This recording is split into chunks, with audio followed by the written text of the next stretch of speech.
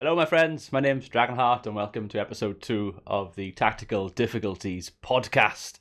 Once again, I am joined by my loyal French friend, Lord Rexasaur. We have the man from Norway, Mr. Sondre, Hello. and also God as well in his camera, as you can It's see. just randomly there. Just randomly there. I'm going to ask him some questions after as well, certainly about religion. And and also we have our good old friend, Mr. Hef. Hello. From the land down under. How are things, man? What, me or? Yeah, well, not you and God, but we'll start with you. I'm alright. Great. I've got a hangover. It's not really much to say. From the person who's returned to Mountain Blade Warband with his hit new series that you could plug right here. Yeah. Sure, why not? Banlord shit. You gotta go back to gotta go back to the OG stuff. Yeah. So, why do you think Bannerlord shit? It's just not finished. Fair enough.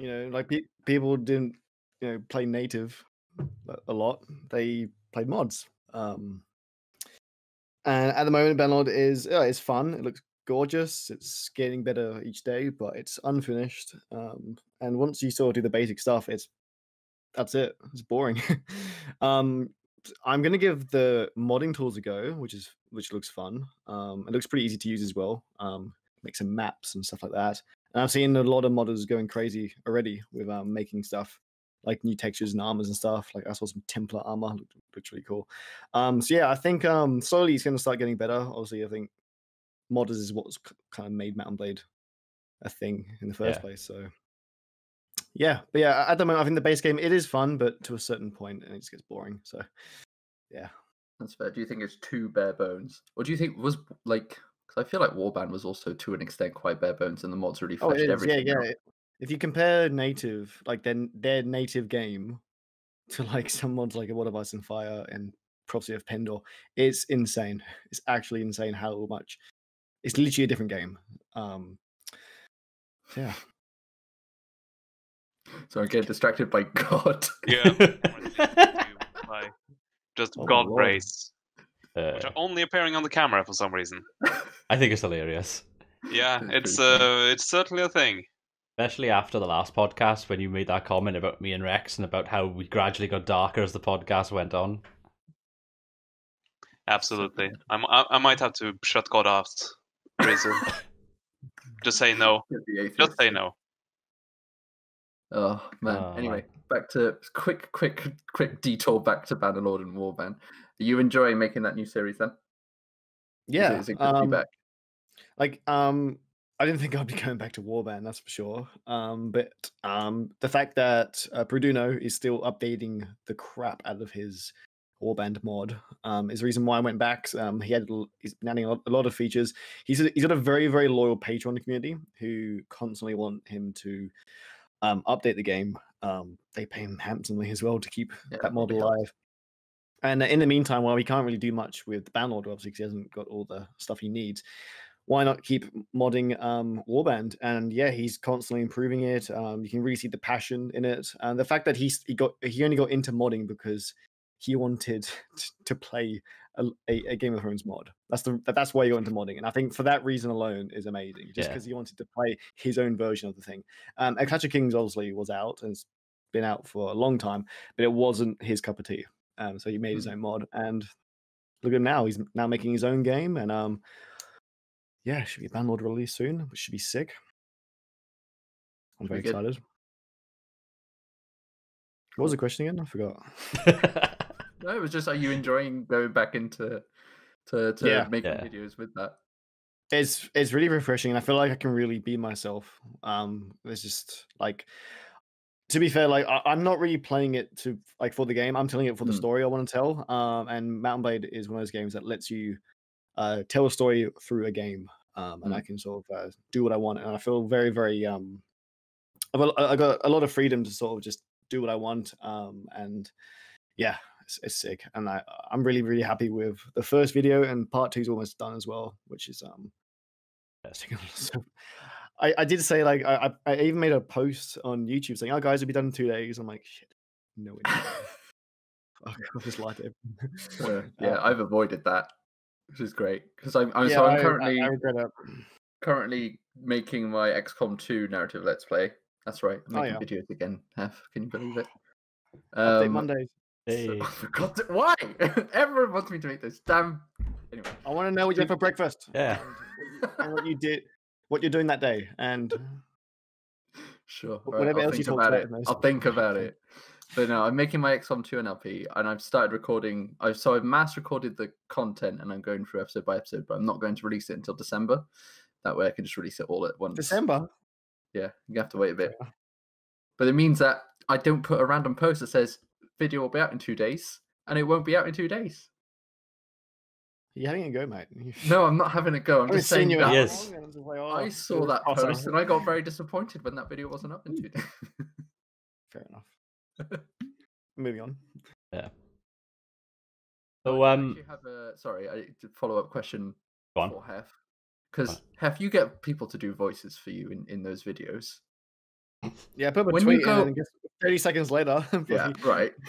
When you ask these people to do voices for you, how do you do your? This is not me having a go at you, Dragon. Fuck you. All of you did that. Ah. Basically, what I did is last Sunday I sent some very quick script, like paragraphs for each of the voice actors, and I said, "Can I have these? You know, there's no real deadline, but I would like to have them before the weekend, the coming weekends. That's like 5 days." And none of them did them until I asked them on that Friday. Are the voices done yet? I've still yet to hear from someone who replied to my tweet, and I sent him a DM, like 2 paragraphs, a screenshot. I even like told the setting of like, oh, this is what's happening. Screenshot of the characters, even in a voice, what was happening, and he's like, cool, I'll do it later. It's been 2 weeks.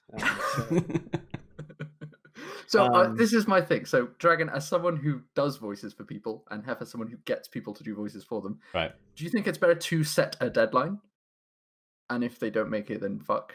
Or is it better to just be like, yeah, do them when you're free?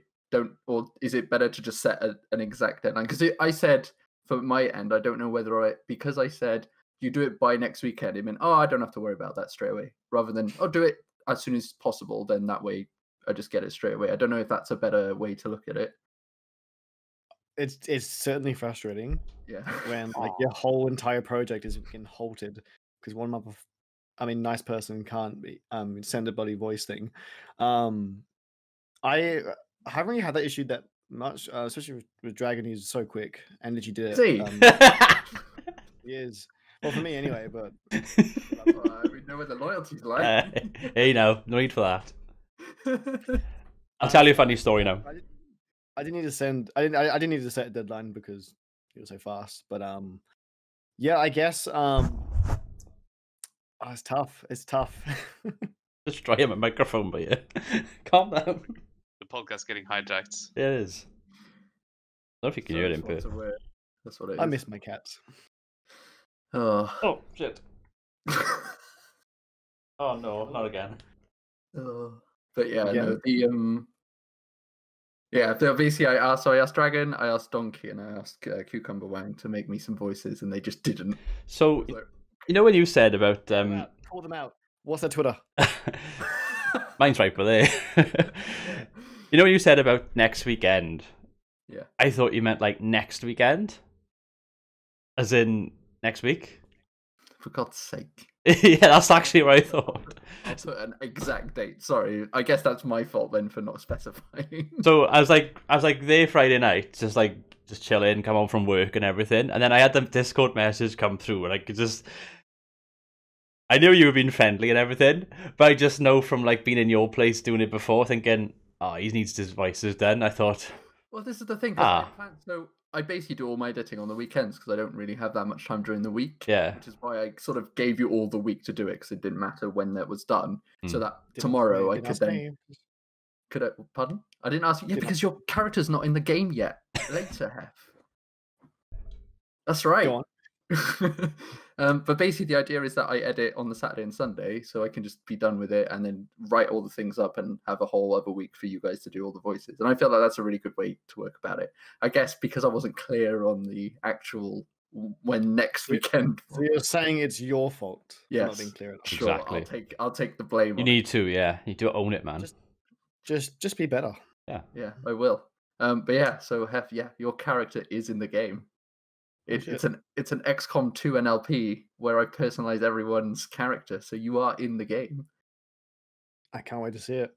Well, you Jimmy's gotta ginger I'll give you some locks. voices. Oh, dude, your character's amazing.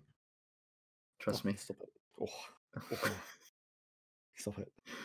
So far, Dragon's character is taking like the starlight because it's just wrecking absolutely everything. And it is mostly a numbers RNG game in the end, where the game decides that the 86% will hit when it comes to Dragon, but not for anyone else. But that's fine. That's fine. I feel like I missed out on XCOM 2 because I played it many years after it came out. I had it in like a sale. So I've only got it's like 30 or 40 hours in the game. Whereas I assume you've got a lot more. I've got I've just hit 200. Yeah. I have a friend who's got 500 hours in it, and I'm like, I got 140. Yeah, it's such a good game. My brother's got 6 It's fun minutes. to stream. It's a really fun game to stream. Especially when you can just like make characters who like sub to you or follow you that stream or someone in chat. And then you get them killed and then they leave, and it's really great. I'm known for I'm known for save scumming because I get too attached to my characters. And if they die like over something really stupid, I'm like, nah. I need to get that mod that prevents me from doing misclicks, because I do a lot of misclicks. I do a lot of misclicks as well. Where you walking with the wrong thing and they alert something, or it's like you move your mouse just like there's like a little bit of terrain, and so the little box moves at the last second, and you're like, that's not where I wanted you to go. What the fuck? There's another cat. Surrounded by cats. Come on, Eve. Sounds like a dream to me. Yeah, it does sound like a dream. Yeah, I could never do any Iron Man type of game. I just I can't do that. Have any of you guys played Battle so Brothers? crushing. No, never played it. Okay. Nope. All right, well, that's the end of that conversation. Next. It's basically an isometric XCOM 2 like strategy game, but it's set in a medieval fantasy setting. Oh, I've heard of that actually. Donkey played a lot of that game. He played quite a bit of it. He did, yeah. It's really, really hard. Stupidly powerful. Yeah, my hard one of my Norwegian mods, who got me into XCOM 2 actually, he scouted it out for me and was like, nah, don't bother. I was like, okay. It's worth trying. It's just the kind of game that I think I would need to learn before playing, because it's really tough. Like XCOM at least has a little bit of leniency towards like, the numbers are all there. It's like, everything's good, but this, you need to be prepared. Yeah. Do you think it really fits the medieval setting? Like the kind of like... I mean, it's fantasy. I don't think it has any magic, but I might be wrong. But it's like, effectively, it's like your medieval humans, and you have to go up against like medieval monsters, sort of fantasy monsters. So yeah. And it's set, I think it's using similar like monster what's the word I'm looking for, like laws and stuff as like Witcher. So it's got Polish and German folklore monsters and things, which is pretty interesting. It's not really something that I know, so it's a good change, but I might get into that. So as well, the other two know, but I am going to be going back into streaming as well in the future, which I've done my thing. Whoa. So that is one of the games that I'm looking into doing. World's ending. Yeah. Yeah, real question, will you be streaming on YouTube or Twitch? No, I would be doing it on Twitch. Nice. Yeah, it's 2020. It's the world is ending, and Rex is starting streaming and making YouTube videos. Yeah, what even is this year? Like 2015 all over again. Oh God, where's my controversy? You gonna play Honey Pop at all, Rex? No. I've turned away from that life. Yeah. I know it's my favorite series that I streamed, but last time we spoke, you said about like, oh, I'm gonna get back to streaming, and you were like, I'm gonna go on Twitch, and I never really followed it up with a question, and then like a month later, and here I am streaming on Twitch. Yeah, have you seen Dragon stream on Twitch, Hef? Yeah. I roughly remember it last night. I literally sat there watching HEPHS YouTube video on stream. I was finishing my beer at 4 a.m. Oh god. half on my chair, laughing at my own video. It's great. Yeah. Enjoyed it. I was having a jolly good time. Oh, that's what matters, isn't it? It was amazing. I thought Pam was going to kill that. It is eventually. I think it's going to be burned on stream or something. I don't know. Good. Sorry, son. So how are you finding Twitch streaming then, Dragon? It's good. I mean, my big kind of reason for doing it was when I streamed on YouTube, guess in the last sort of 18 months or so, and bear in mind I haven't streamed that often. It's been once every like couple of months or so. I'd stream for like an hour and I'd have like 2 or 3 people watching me. Most of them being me and Panda, like watching it on our tablets, like moderating it.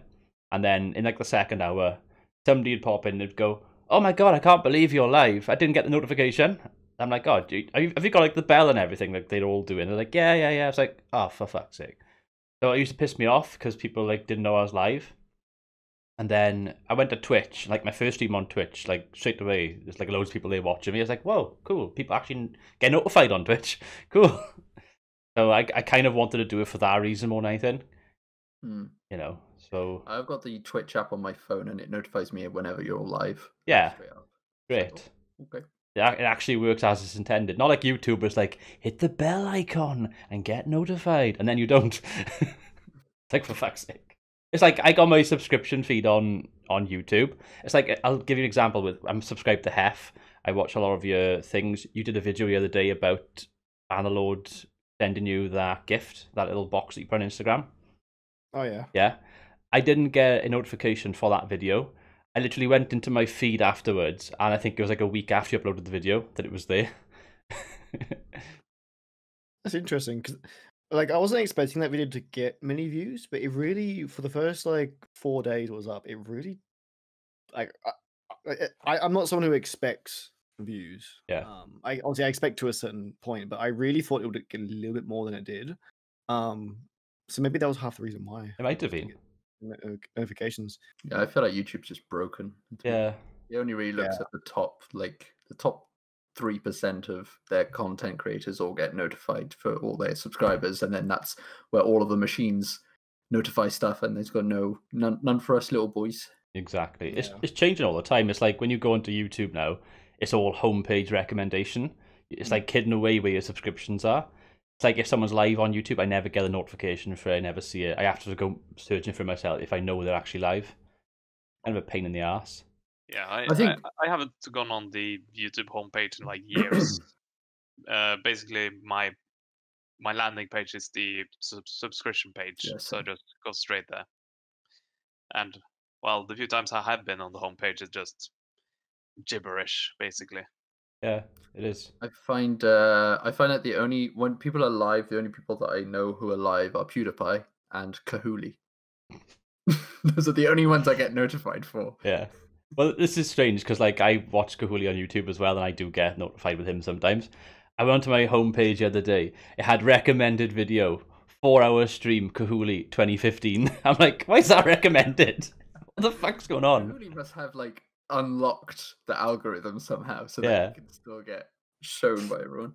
Yeah, it was like Battlefront 2 or something. I was like, okay, whatever. That's an old game. Yeah. I think streaming is so much better on Twitch. Yeah, always have done. I've always streamed on Twitch. I've done both, depending on what I'm streaming. If it's like something that I want to be put on YouTube, I'll stream on YouTube, like a live Let's Play, whatever. But I always think of it like people are like, I always check Twitch. I check Twitch maybe 4 times a day. When I wake up, it's the first thing it's one of the first things I check up when my computer boots, and a lot of the time, like I'm checking Twitch to see who's live to watch. I'm not. And if I'm checking YouTube, I'm not checking live streams. I'm checking videos. Do you know what I mean? Like, like on Twitch, you're only going to get live streams. YouTube is now both, but like most time, if I'm on YouTube, I'm not looking to watch a live stream. I'm looking to watch a 5-minute video or like Update Monday or something. You know, like I knew you.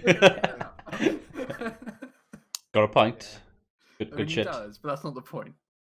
And I just think the whole just looks better on Twitch. It does. It really does. Yeah.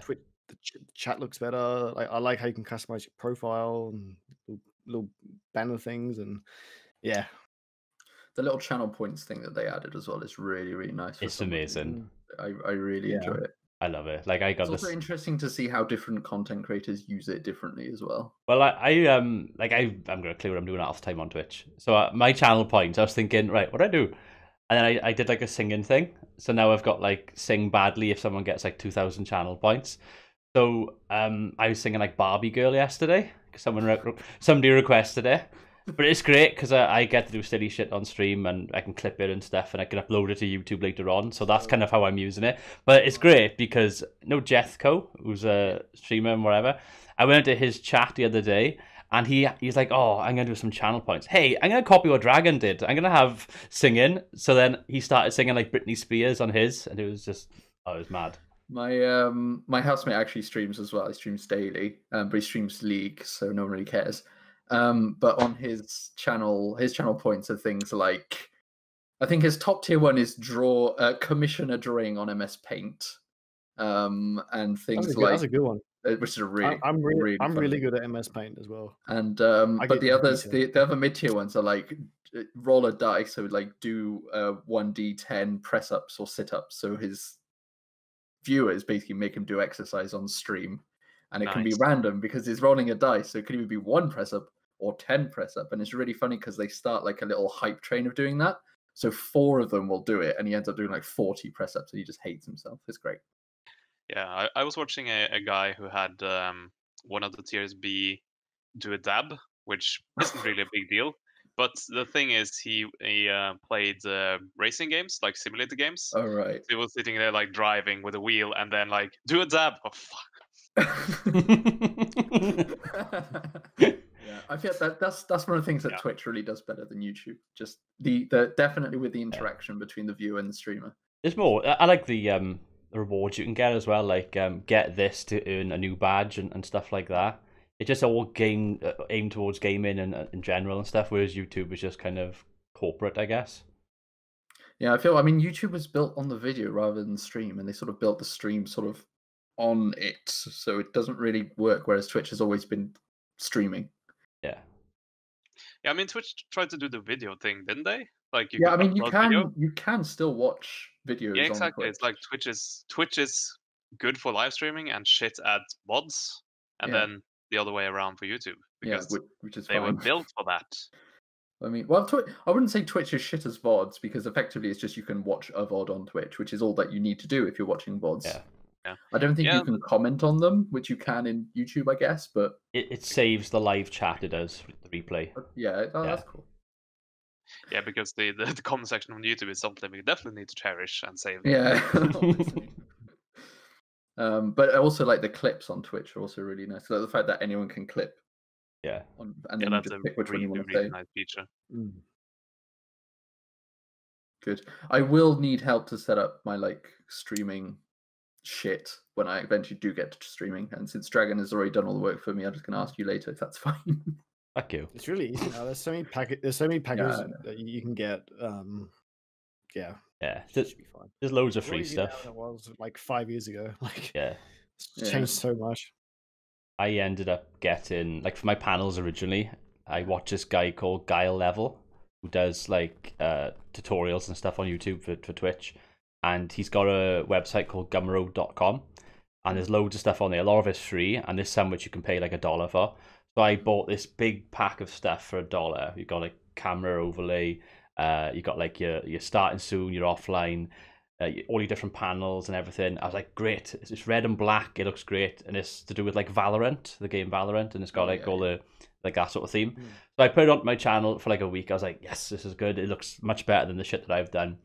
I come across 2 other streamers, they had the exact same thing as me. I was like, oh fuck, I want to try and be unique, so I changed it since. There's loads of stuff on there that you can get for free. It's pretty good. Yeah. Cool. Good shit. Streaming. Forward. So, Sandra, when are you going to be streaming? Who knows? Are you going to stream your teaching prep? I'm sure there's a lot of people who would be interested in watching that. Yeah, I'm sure there are lots of people that would like to just have hours of me sitting with my head in my hands. and I would. despairing. Yeah, that's pretty much it. Hey, Gareth. Hey, Gareth. Someone talking about me. Hello. Hello.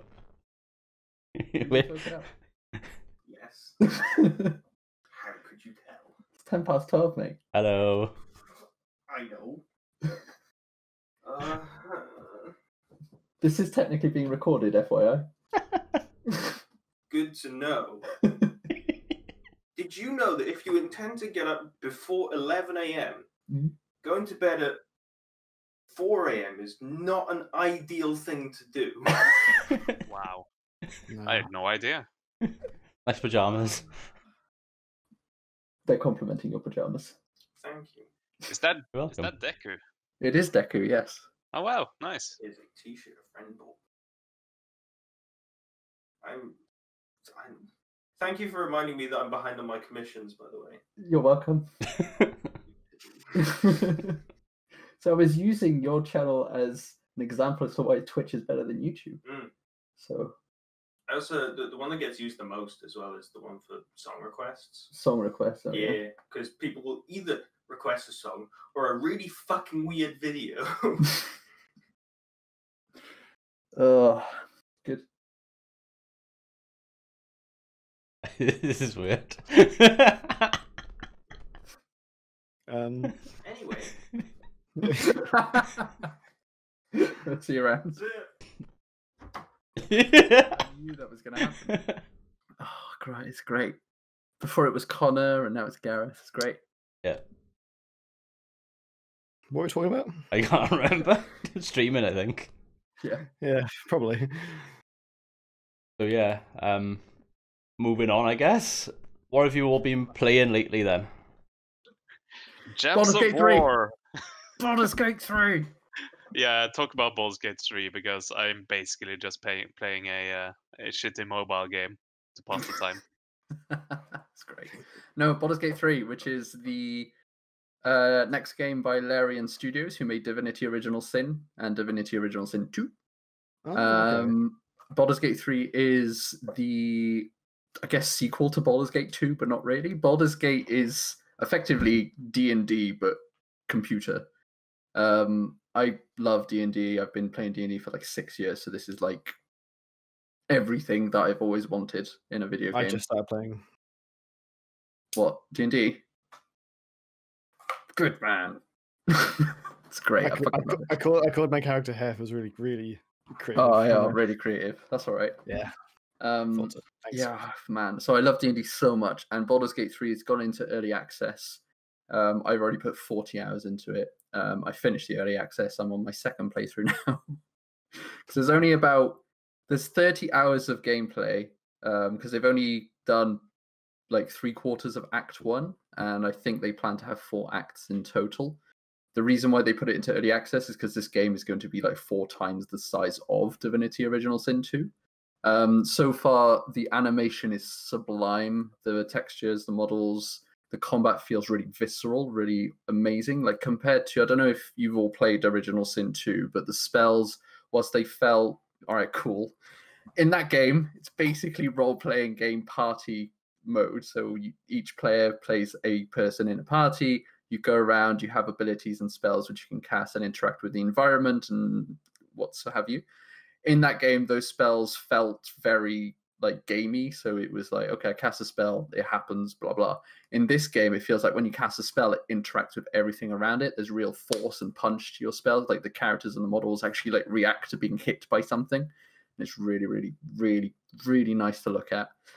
Also, the game is in early access, which makes it hilarious. So there's a moment in the game where there's a big wooden bridge being guarded by a load of like armored foot knights, and a dragon comes along to like destroy this bridge, but they haven't added the fire effects to it yet. So at the moment, it just looks like the dragon shouting at the bridge and it collapses. It's really fun to watch.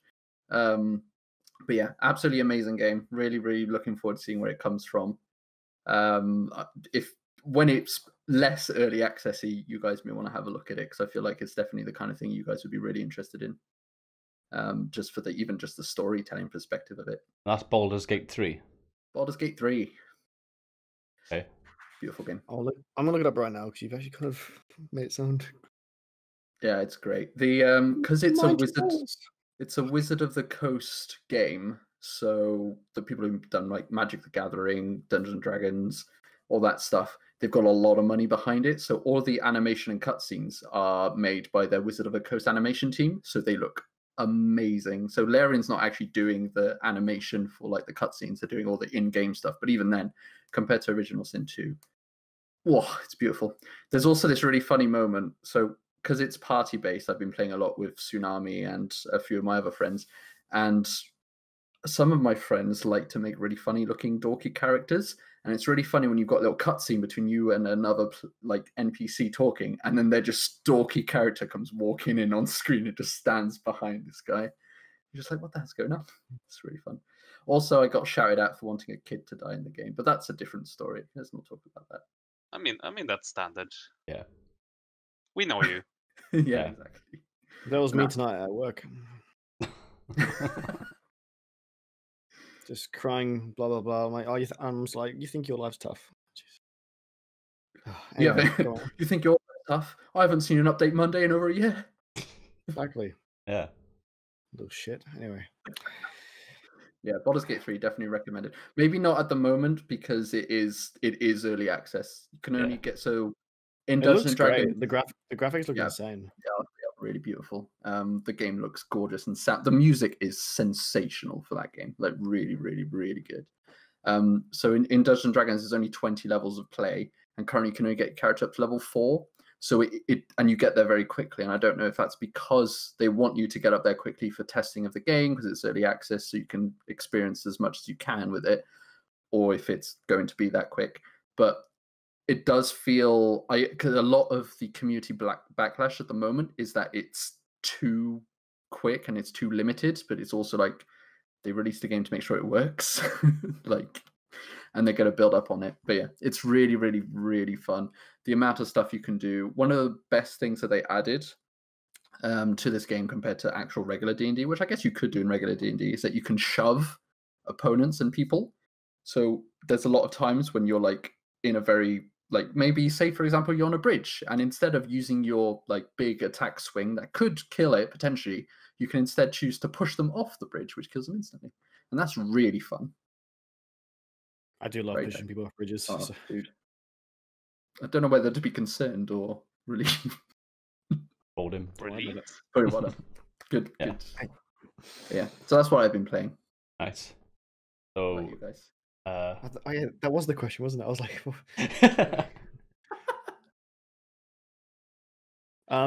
who's next? I can go next because it will be really quick. I'm not Clash of Clans, but Gems of War, which is basically the same drivel. No, it's not the same thing, but it's just a time waster. Just grind, do stuff, get stuff, feel slightly better about yourself, and go about with your day. And other than that, I've been playing World of Warcraft, but basically just to repost stuff on the auction house. Basically just waiting for the next expansion to hit. That's about it. So move on because nothing. I haven't really had time for any serious gaming. Fair enough. Fair. So what have you been playing, Hef? So when I'm not doing anything related to YouTube, I'm playing a lot of Valorant. I'm a very competitive guy. I've been playing CS:GO nonstop since 2012. But I recently stopped because I think the game's just gone to shit and the devs just kind of given up on the game. There's no updates, there's nothing. There's so many cheaters that it's actually unbelievable. And Valorant's just sort of like it's taking everything that's wrong with CS:GO and sort of put it into their game. It's constantly getting updates. The game is smooth, it's fun, it's enjoyable. And yeah, I've been playing it with some work friends actually, and been putting a lot of hours into it. Not sure how many hours I actually have on it because it's on well, it's not on Steam, so it's on Riot. Well, it's just a game by itself, really, isn't it? So yeah, I've been playing a lot of that. Obviously for YouTube, I've been doing Mount & Blade, Bannerlord, and Warband. Not a crazy amount, but other than that, I've been playing a bit of I actually did just recently stop playing classic World of Warcraft. After playing that for a while, I got my first character to level 60 because back in the day when I wanted to play World of Warcraft back at like ages ago, like 2000, God, let's say 2008 when I first started to play it. But my family computer couldn't run it, and then we decided to get a bloody Mac. Then we got a Mac, and it wouldn't work on the Mac either. So I gave up. So it was kind of nice to relive my kind of childhood that I kind of missed out on playing World of Warcraft, how it used to be like back then. So it was actually kind of nostalgic to sort of play the game that I wanted to play all those years ago, and I actually got the chance to do it now. But yeah, ever since I hit level 60 and joined what are they called again? Clans? No, they're called guilds. I joined a guild. Yes. Yeah, I kind of just got off it. It was too much of a grind. So I just kind of stopped playing. Yeah, getting to I have been playing a bit of Classic, but barely. I just touched it for nostalgia's sake, and yeah, getting to 60 back in the day, that's a grind and a half. It's unbelievably really tough just to get there. But it is fun though. Like leveling up, I think is really fun in classic World of Warcraft compared to retail now. I'm not too familiar with, so I don't want to say too much because I can't say much. But I did, from the small time I did play on retail, I didn't enjoy it as much as classic, just in terms of leveling up. But yeah, it's really easy getting to maximum level at this point. I wouldn't say it's bad, but it's just so easy. It's not really that big of a challenge, because what I used to do back in the day with World of Warcraft was I just leveled characters, and I wasn't very good at it, so it took quite a long time. So I had very few maximum level characters, but just the journey of it was the game to me. I never really raided, never really did anything of that. Maybe a bit of PvP, but that was about it. Fair enough. I find PvP awful in classic. It's terrible. It's just not worth it. People are only playing PvP in my eyes for the reputation and the reward you get through leveling up, not actually playing PvP to play PvP. Do you know what I mean? Yeah. And I think that's just so wrong. It's just so annoying. It's just anyway, let's not get into that. Yeah, but that's all what I've been playing. Have I been playing anything else? I can't remember. Shit. Yeah, I mean, PvP is probably the thing I enjoy the most in current World of Warcraft. Just because, well, basically, I started playing again like 4 or 5 months ago. It was right before the pandemic. I started playing again, so like 6, 7 months ago. Yeah, Jesus, like 8 months ago, mate. Yeah, time flies. But yeah, so when I you're playing started World of playing. Warcraft, time flies. I basically started playing PvP at the end of the expansion, and if this was classic, then I was basically screwed because I haven't been playing since day one, and then I have way worse gear than everyone. I will probably get owned for like the rest of the expansion before I had good enough gear to actually stand a chance.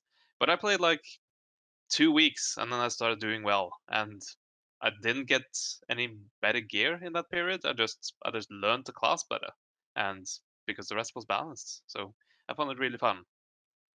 And then I didn't touch it for some reason. I don't know. I go through periods with World of Warcraft where I play intensively for several months, and then I just don't play anything for after that. Yeah, that's the same for me with RuneScape, old school RuneScape. I'm so back and forth with that game. It's not even funny. Like it's like a love-hate relationship. I get so into it, and I was like, "Nah, fuck this game. It's a stupid grind." It's available on Steam now, isn't it? So RS3, which is like the RuneScape that's now updated to the point where it doesn't even look like RuneScape. Sure. Old school, I think, will get added. I've heard they're going to add that as well, which I think could be good in terms of just sort of connecting with more people, to play with it. Yeah. Which would be good. But yeah, I think the old school RuneScape team is awesome. Because that's the game that everyone fell in love with back in the day. Same with it's why they made classic World of Warcraft. People missed their old games these days update so much to the point where it's just like that's not the same game that you fell in love with. Well, I don't know. I don't think anyone fell in love with Rome 2 on release, if I'm honest. No. God no. Sorry, I had to put that in there. No, much I hate Rome 2. So yeah, because there's a Sega sale at the moment on Steam because for their 60 years, 60 years, and I looked, and it was recommending me Rome 2 DLC, and I was like, the fuck, I thought I had all the DLC for this game, and I don't. Turns out they had like 3 DLC come out. All of them are like mostly negative reviews, and it's like, okay. A lot of the DLCs you can literally get in a mod. As well. That's the other thing. Yeah. It's actually such a money grab. I get so salty with people. Like, I've got people in my Discord server. And I say, oh yeah, I love the Total War franchise. I was like, oh yeah, what was the first Total War you got into? Yeah, Rome 2. I'm like, shut the hell up. Yeah, shut the fuck up. Well, they're lucky because they could only go up from there. That is true. That is true. Like, every release since Rome 2 has been better. I mean, I started pretty much with right before Fall to Samurai, so I'm basically been screwed after that. Yeah, that's true. Because nothing has topped it. I haven't really argue with that statement, but I know what you're coming from. What I hear Three Kingdoms is pretty good though. I have 2 follow-up questions, and I'm going to forget one of them, so I'm going to go with this one. Did you try out the free LC battle that they released on Shogun 2? No, I haven't tried it. What? So, as part of the 60th anniversary Sega, CA released one of the historic battles for original Shogun 2 that was only available if you pre-ordered the game. I get you. So they released it. So it's available for everyone to download now. I was wondering, because you're a Shogun 2 addict, although you're more of a Fall of a Samurai addict than Shogun 2. More of a Full Samurai, yeah, but I really enjoy the base game as well. Yeah, so it is a historic battle. I asked Donkey, because Donkey loves his Shogun 2, and he said it was not. I mean, it's free, so it's okay. Like, it's an extra battle, great, but it's a siege defense battle, so it was like, this is super easy. Yeah, might have been the reason for it being not included in the base game. Yeah, I mean, it was also like, because it was a pre-order bonus kind of thing, which is interesting to have a historical battle as a pre-order bonus. Because that's at the moment, so they cut off the worst one in their eyes. Yeah, fair. But yeah, it's interesting. What was the other thing? Oh yeah, so the other question, which I thought I would forget: do you play Total War anymore? I play Third Age Total War, since they're still updating that mod, and there's a version coming out really soon. Actually, when is it? Because I'm not sure if you know the guy, the lead dev, and I can't say his name, but he has a YouTube channel, and he anything that changes with the game, he'll make a video about it. He's got one of the most entertaining voices ever. He knows so much about Lord of the Rings as well. I'm just in love with that team. That, you know, this team is so dedicated to updating this mod for their Third Age sub mod, Divide and Conquer, by the way. And there's that constantly updating it. There's a faction that they've completely made, which has literally only been mentioned in a sentence in the books, and they've from that one sentence, there's the Vale of Dorwinion, which is south of Dale, near the Easterlings, and literally from a sentence they've made this entire faction, and is amazing. And in this next update, they've added this entire quest line for this faction, and it's actually insane, because they're a faction that I think the sentence is something about wine from Dorwinion. So they're just this trade nation. They're kind of like half like Dale, and they got a kind of eastern kind of aspects to them as well. But they've also got like elves. They're like an elf / human faction, and they're just so interesting. And one of the biggest features, which is actually getting taken away now, was that at a certain point of the campaign, you can choose if you want to side with the elves or side with the humans. And both sides have their benefits. Obviously, elves in Third Age are insane, as they should be. Yeah. They're just amazing troops. But if you went for the human side, you get access to more like buildings, like more like different, docks or different, trade resource buildings. And I just think that is like, how many Total Wars can you think of where like you get to pick a side, like within the Total War, like That's what is so awesome. Yeah, I play a lot of 30 Total War still. I love Lord of the Rings, which is half the reason, but yeah. And I want to get back into the regional Rome Total War as well. I want to find, there's so many mods out there. I want to find a mod just to sort of grind a campaign out, because as much as I love like just the base game, like I do find the campaign a little bit boring sometimes, just in terms that like it is old and I have played it so much. Yeah. But yeah, so yeah, I still play a little bit of Total War. I did play a lot of Warhammer when it came out, but to a certain point, I just kind of got bored of it. But yeah, not a whole lot of Total War these days. Just wondering whether or not you'd just sworn off the franchise because I never seen. Oh, I'm completely off CA. I think I'm not a fan. I hate all the DLCs. I hate all the. I did not like Troy at all. I don't think anyone did. No. It was just so disappointing. I was just, yeah. And I hate, like, I'm really not a fan of the early access as well. Even though I was actually given early access for Rome 2 and the first Warhammer Total War. I didn't make videos, but like I hate the thought that like even like friends I've been on, like for example, like I won't say names, but like some YouTubers who I've been friends with like since literally we started on YouTube, like when we're on 100 subs, and now we're both, you know, now we're on like in the tens of thousands, whatever, to the point where they literally like we're having a conversation and they literally can't say a single thing about early access because they signed a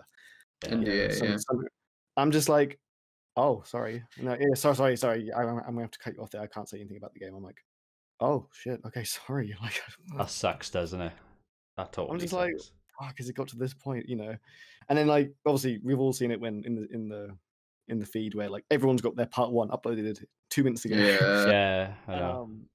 I just I don't like that. Like I get why, and it's great for channels, but I hate that.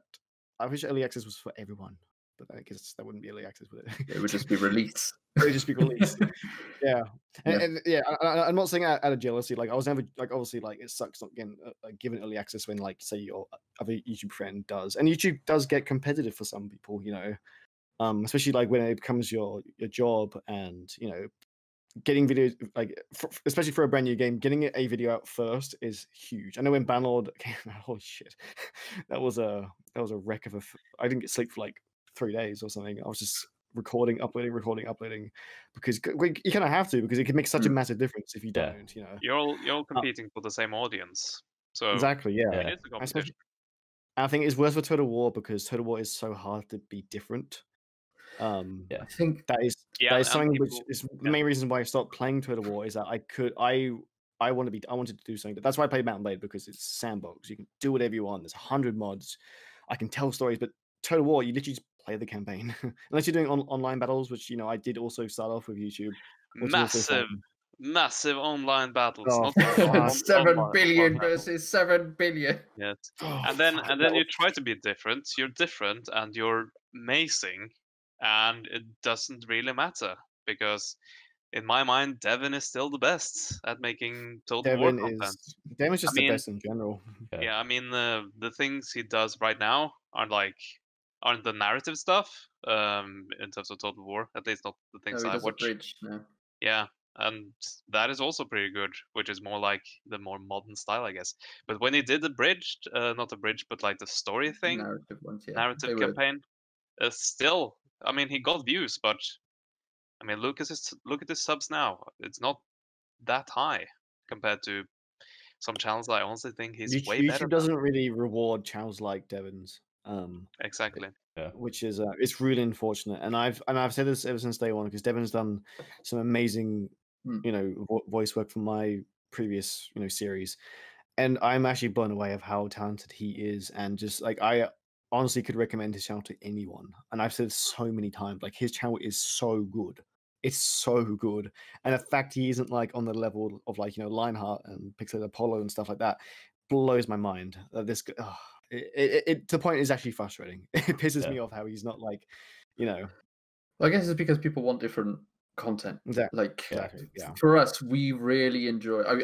I think all of us really enjoyed the storytelling aspect of those games, of being able to tell a story of like, oh yeah, like taking, especially I feel like this is why Rome Total War is one of the best, because each of the characters had like 17 billion traits they could acquire, and the fact that Devin could take that trait and then use it in his characterization of that in a voice thing that he does. It's something that we do in our heads automatically, but he puts to the screen. It's the little things like that, like, oh, it's so good.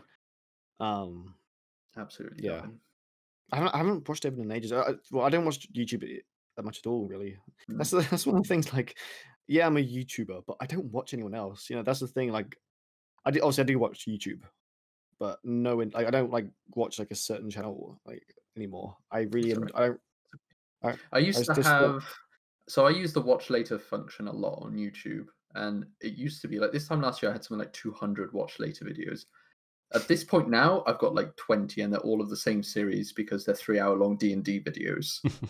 So Jesus. I feel like over the course of this year, I've probably purged a lot of those content creators I don't really watch anymore. But it's also because I feel like in YouTube, there's a lot of series that aren't as interesting as they used to be. I feel like YouTube series in general, it's now just watching like they're videos that are on their own. There's nothing around them unless you're watching. It's like say, it's not connected to another video. yeah, say you're watching like. So I watch quite a bit of PewDiePie, just because I really enjoy his like caricature and everything, and his like try not to laugh videos and things like that. Or in this case, it's you laugh, you donate. But like on it, you could watch that video on its own. You don't need to watch any of the previous ones or any of the future ones. You could watch it on its own, and that's what makes like that successful on YouTube. That's how it works. I feel like there's no series that I watch anymore that I really continuously follow, other than what is effectively VODs from a Twitch live stream that I'm now in my watch later. That's it. Yeah, and I feel like that's one of the things that has made YouTube less enjoyable as a viewer. The Let's Plays are kind of dead now, aren't they? Like years ago, everyone just streams their like, exactly. You streamed your whole Let's Play of Assassin's Creed 3. Because there was no reason to do a YouTube series on No, because if I did a YouTube series on it, I would have spent hours more editing it and stuff, and then nobody would have watched it because no one watches Let's Plays anymore. Which is why I think Devin's videos or narrative videos are really good for a YouTube format, and yet they don't get rewarded for it. Which is why I want to do my XCOM 2 NLP for YouTube, because that's where it belongs. Because I've got a lot of editing into it, voice actors, I can put things together, make people feel things. Whereas a stream, sure, I'll play like XCOM 2, streaming it as the Let's Play, but it wouldn't work as just like like the ways we used to do it, which is like, okay, welcome to episode 3 of my Empire Total War Let's Play. Okay, this is what we're gonna do, and move on. That doesn't work anymore because streaming is a better format to do that. Yeah, and at the end of the day, YouTube is constantly changing, and like we've all been on YouTube for a long time. I started in 2012, and it's changed a lot since then. And I was one of the people who would openly speak out and say I hate clickbait. But now that I kind of returned and I thought about it, and I've seen channels which have clickbaited and now do YouTube as their job just because of a title. And shouldn't clickbaited. That's the unfortunate lesson. I still hate clickbaiting, yeah. But the thing is, though, is like I ask myself this question: if just by a title, is it worth doing just so this video gets the more attention that it deserves? I mean, like, yeah, it's a title, and if it draws more people in, fucking why not? Yeah, that's in the end. We have it's the issue of how the media itself is working, and because YouTube is a media, we kind of have to follow the trend. That's the thing, though. It's awful, though, isn't it? Like, I did a video in February where I talked about my cluster headaches, and the video title I put on there in capital was "My Rare Condition," and then the thumbnail is like black and white with me with a sad face and big red bold text. It's obvious I'm clickbaiting, but that's kind of no fuck will watch it. Otherwise, it's awful. You feel almost forced down a path you don't really want to go down. But yeah, it feels really trash. But yeah. It does, but I think because of what people have to do now to stay relevant on YouTube, it's really killed the quality of a lot of channels and a lot of content creators, because everyone's just about getting that 10-minute mark so they can get all the ads they want. People are also clickbaiting a lot. I feel like someone who manages to do that, someone that I still watch actually, is Legend of Total War when he does his videos. I want to talk about him more. He streams excessively, but his videos of disaster campaigns and stuff, like, yes, he's got clickbaity titles, but they're not clickbaity in the They're way actually that they're relevant like to the shitty. video They're as relevant well. to what's happening, but written in such a way that it's like, oh, this is like a sort of snippet of what this video is about. Like, for example, the latest one was a Warhammer 2 one where he uses a single spell to wipe out like the majority of the army, and his title is "Wiping Out This Army with This Spell." Which, you know, in itself is exactly what you can expect what you're going to get, but you're still going to watch it because you want to know how he does this. And I feel like Legend is probably one of the Total War YouTubers that is just. I feel like Legend is the best Total War YouTuber on the channel. Legend is the best Total War YouTuber to ever like just be on YouTube in general. Yeah. I have so much respect for Legend Total War. For my own reasons as well. When I was going through like a really tough time, which I was very open about on YouTube, he sat down with me in a Discord channel for 3 hours when he was meant to be streaming. And he said, I'm taking a break today. I'm going to help someone out. Just sat with me and just talked about YouTube. I'm not sure if you guys know, but because Legend is also Australian, and for some reason, like Total War's not big in Australia. Like in terms of viewers, it's just not. Also, there's people who watch Total War, obviously, but like the viewers are in America and in Europe and stuff like that. So he starts streaming at 12 a.m. every night, and he finishes around 5 a.m. every day. Insane. Yeah. I don't know how he does it, and he's got a lot of support from his wife as well, though. Yeah. Yeah, he's got an amazing wife as well. Yeah, she's awesome. I could talk about Legend for ages. I've known Legend for so long. Yeah, I mean, Legend. I was like, when I look at the Total War community, because I feel like I was lately when I was really attached to the Total War community was when I did that video for Dragon and Panda's wedding. Yeah, last year. All these YouTubers. Yeah, and like the fact that Lionheart answered, Legend answered, and I was like, these people who are, you know, in the scheme of things, are very high up. They wouldn't need to respond to it, but they feel like, oh, you know what, part of the community. We've known these people for a long time, and especially like Legend's video was really nice and heartfelt. It was. I mean, mad props to him for that, because I haven't had an awful lot to do with Legend. Like, I think it was HEPHS Rome Total War Challenge stuff that we used to do a few years ago. I think that was the last time I spoke to him properly. I think it was the Siege of Carthage. Siege of Carthage, or it was the Take Jerusalem. I think it was that. I went and I was on Legend's team. Fun. I forgot about those. Yeah, those are really fun. What really killed that though was people kind of related to the voice acting thing. People saying, "Yeah, I'll do it." Yeah. I feel like they got too big. Never heard them. There's still like I've not heard from one of them since. Actually, now that I think of it, there's still one person I've never actually heard from again. So yeah, I'll do it. What, it's been like 5 years now, has it been? Probably. I'm gonna Google when that was actually. I want to find out. Check in emails. Oh look, Warrior Sparta Slam responded from 5 years ago. Oh dear. No, but like that thing with Legend, from when do I even search?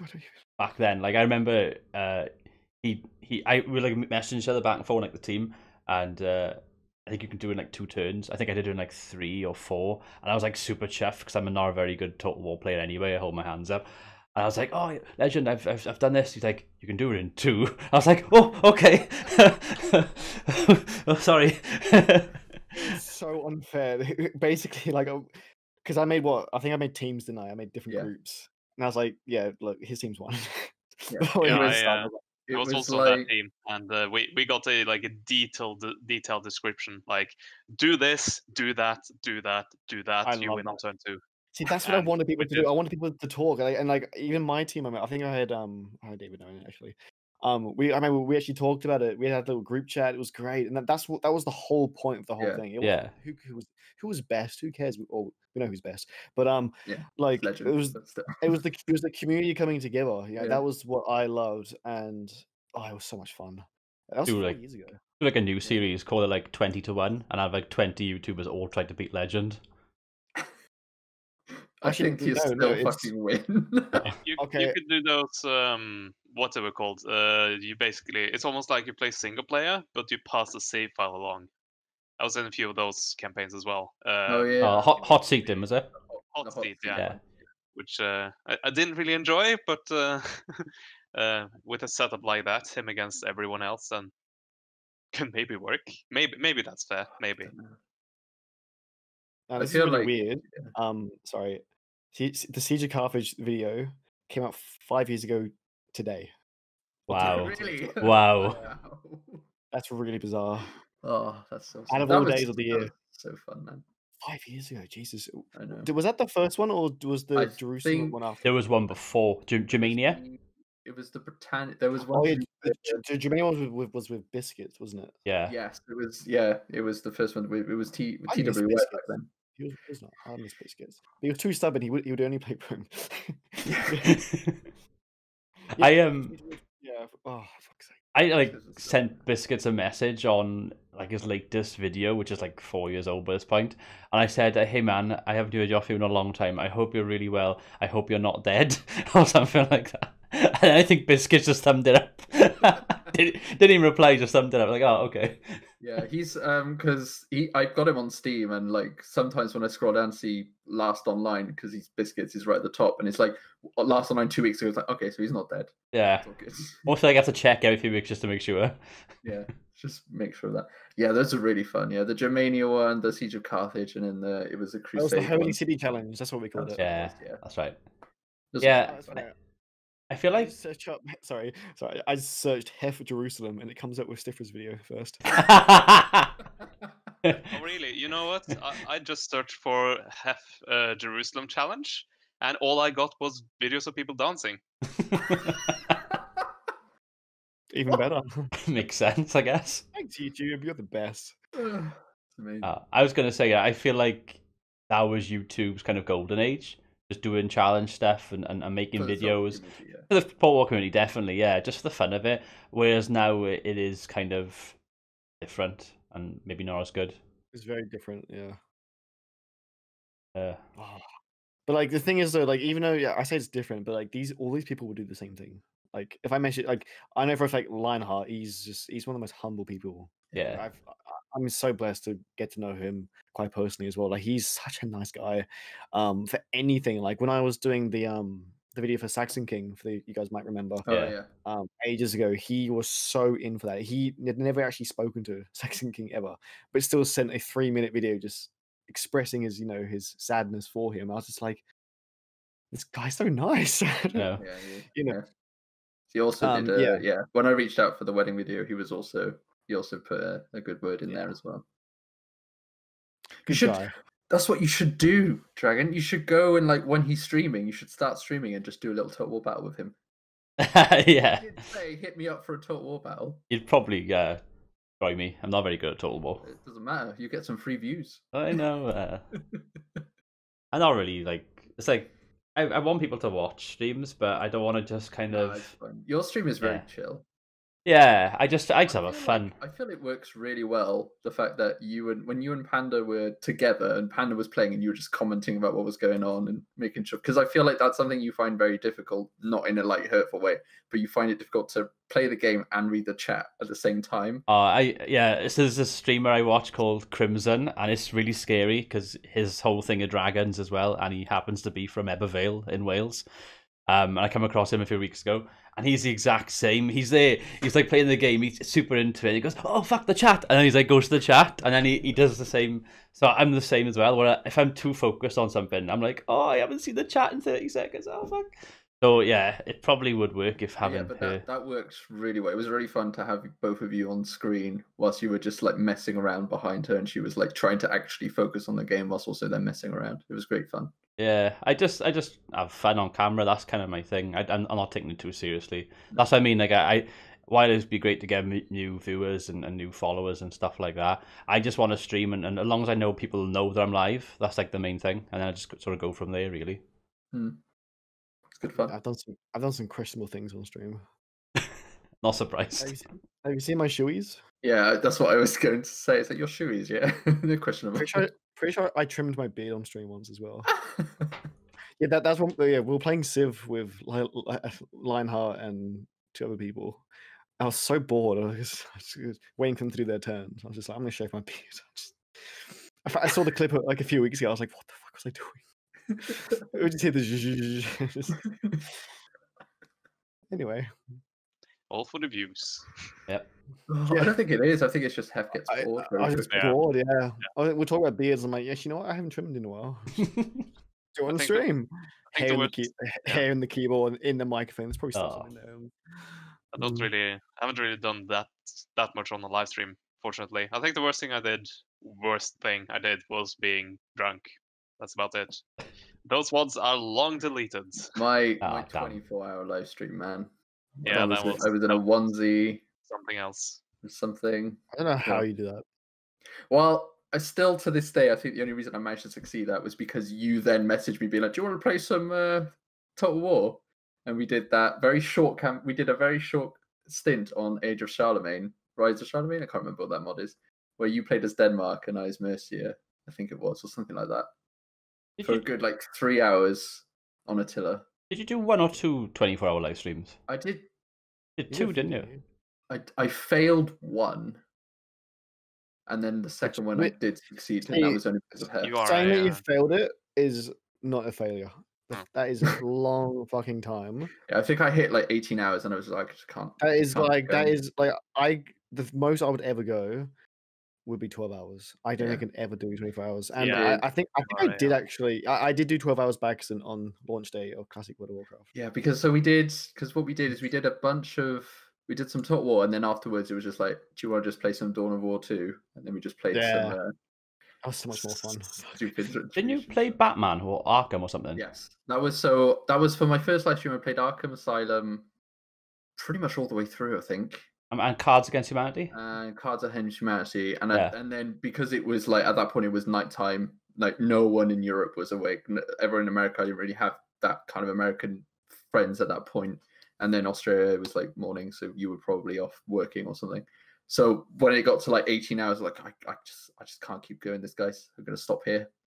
But then when I did the second one, I was playing LA Noire.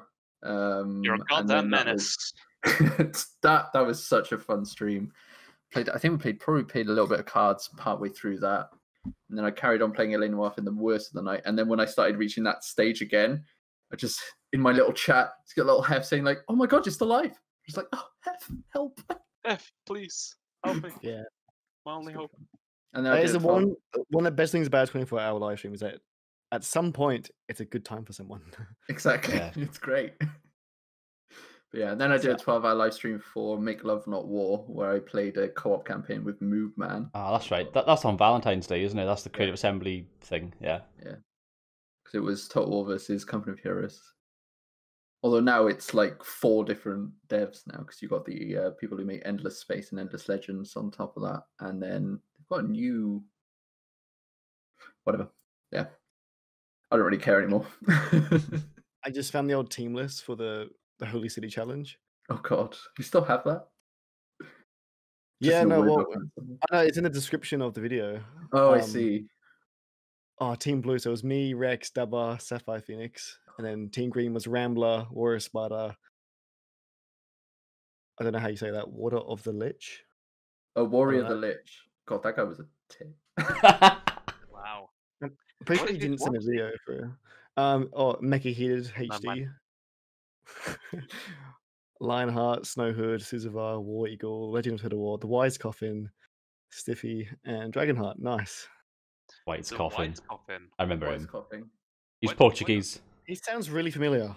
Why do I remember him? He used to start and end his videos and used to go, and remember folks, history is the future. That's him. Oh, that guy. Yeah, you know. His YouTube link doesn't work in this description. It just sends like a monkey going. Yeah, his page isn't available. That's probably for the best. Yeah. No longer a White Coffin, more a dead coffin. Hi, if you're watching. I'm such a twat. Yeah, hello. Oh, speaking if you are watching, I still think you're a tit, mate. Sorry. It's mad how many of those people are still active, though. It is mental. It is actually mental. Oh, I got a fun topic to talk about. Oh god, here we go. YouTube drama. Oh no. Oh yeah. Total War YouTube drama? Let's go around drama that we've had with other YouTubers. Nah, I don't want to do that anymore. It'll be fun. I can answer Rex's for him. Oh, don't. So do you mean to start? Go on, Hef. Okay, so ages ago. I'm not sure if you guys remember, but do you remember Mr. Mate? Yeah. Oh, yeah. Still, I talk to him a lot still, out of all people. He's deleted the channel. So ages ago, we made a channel called Game Level TV, which was Mhm. which was designed to help promote other YouTubers because for some reason we thought we were king shit with our 200 subs each, and it's like, you know what? Let's make a channel to help other channels. One of those channels actually who joined that was the Rambler, out of all people, who's now obviously in the Yogscast. Good on him. That's We great. love you, Rambler. So there's one guy joined called Boss Let's Play. He was a little Minecraft YouTuber. He was really annoying, and we just didn't like him. We just didn't like him. Like, he was a passionate dude, and he put a lot of effort into his videos and stuff, but he just didn't like him. He was just a bit of a dick. Anyway, I can't even remember the story. I don't know why I'm telling it. Well, actually, what did happen? It turns So, out Hef and Mr. Mate just bullied the guy. That's Yeah. what happened. Yeah. So no. So he tried to get into Total War because he was obviously we were all in for Total War at the time. Yeah. I remember him just like buying Rome Total War and just making a video and just like making a fool of himself. He had no idea what was going on. He's never touched a Total War in his life. He was only playing it to try and get some views off it because, you know what I mean? And for some reason we just hated that. We're like, how dare he? How dare he disrespect Rome Total War? This bastard, you know.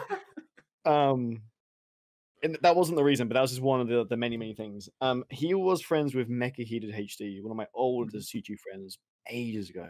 Still know him personally to this day. Actually, I don't know what happened.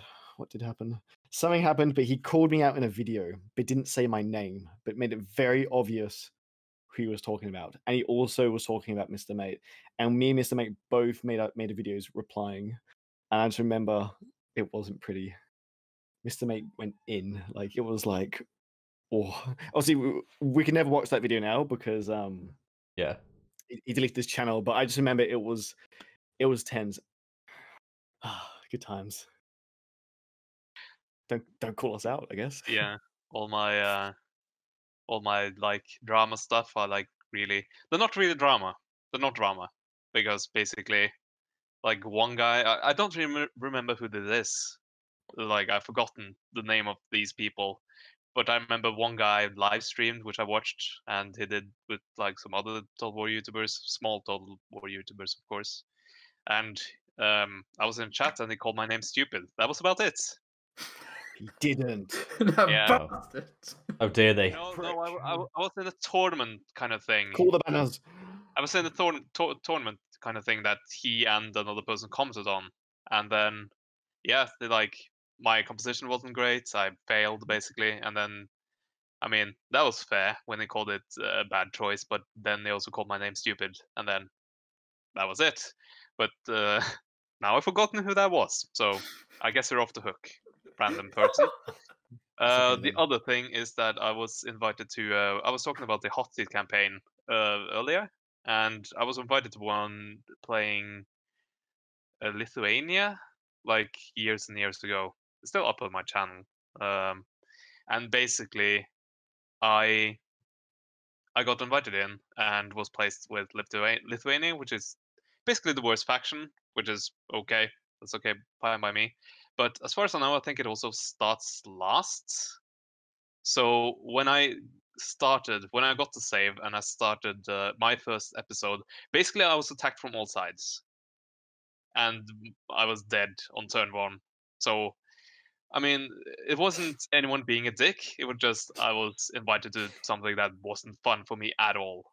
And then I had one guy that didn't attack me and said, "Yeah, I'll help." And then the next turn he attacked me. So not even Nice. drama. That's about the closest thing I've ever gotten to drama. That's hilarious. As far as I remember. Hilarious, I know. Wow. Oh, finally got my save. Oh shit. Was that- I can just imagine your face when you loaded in. And Is that for like the Teutonic campaign? Or... Yeah, I mean, I tried to put a brave face on it, but I think it became very clear for like the 12 people who watched that series to. Hey to guys, see welcome to that. part 1 of 1. Yeah. Yeah, let's try to do something about Full this playthrough royal of mess that we've, Lithuania. yeah, to this clusterfuck that we've gotten ourselves into, and 2 turns later, well, I'm dead. GG. That's a dick move. Marks the end. Oh. They should have at least had like a rule where you can't attack in the first 2 or 3 turns, shouldn't they? Yeah. That's what most hot seats had.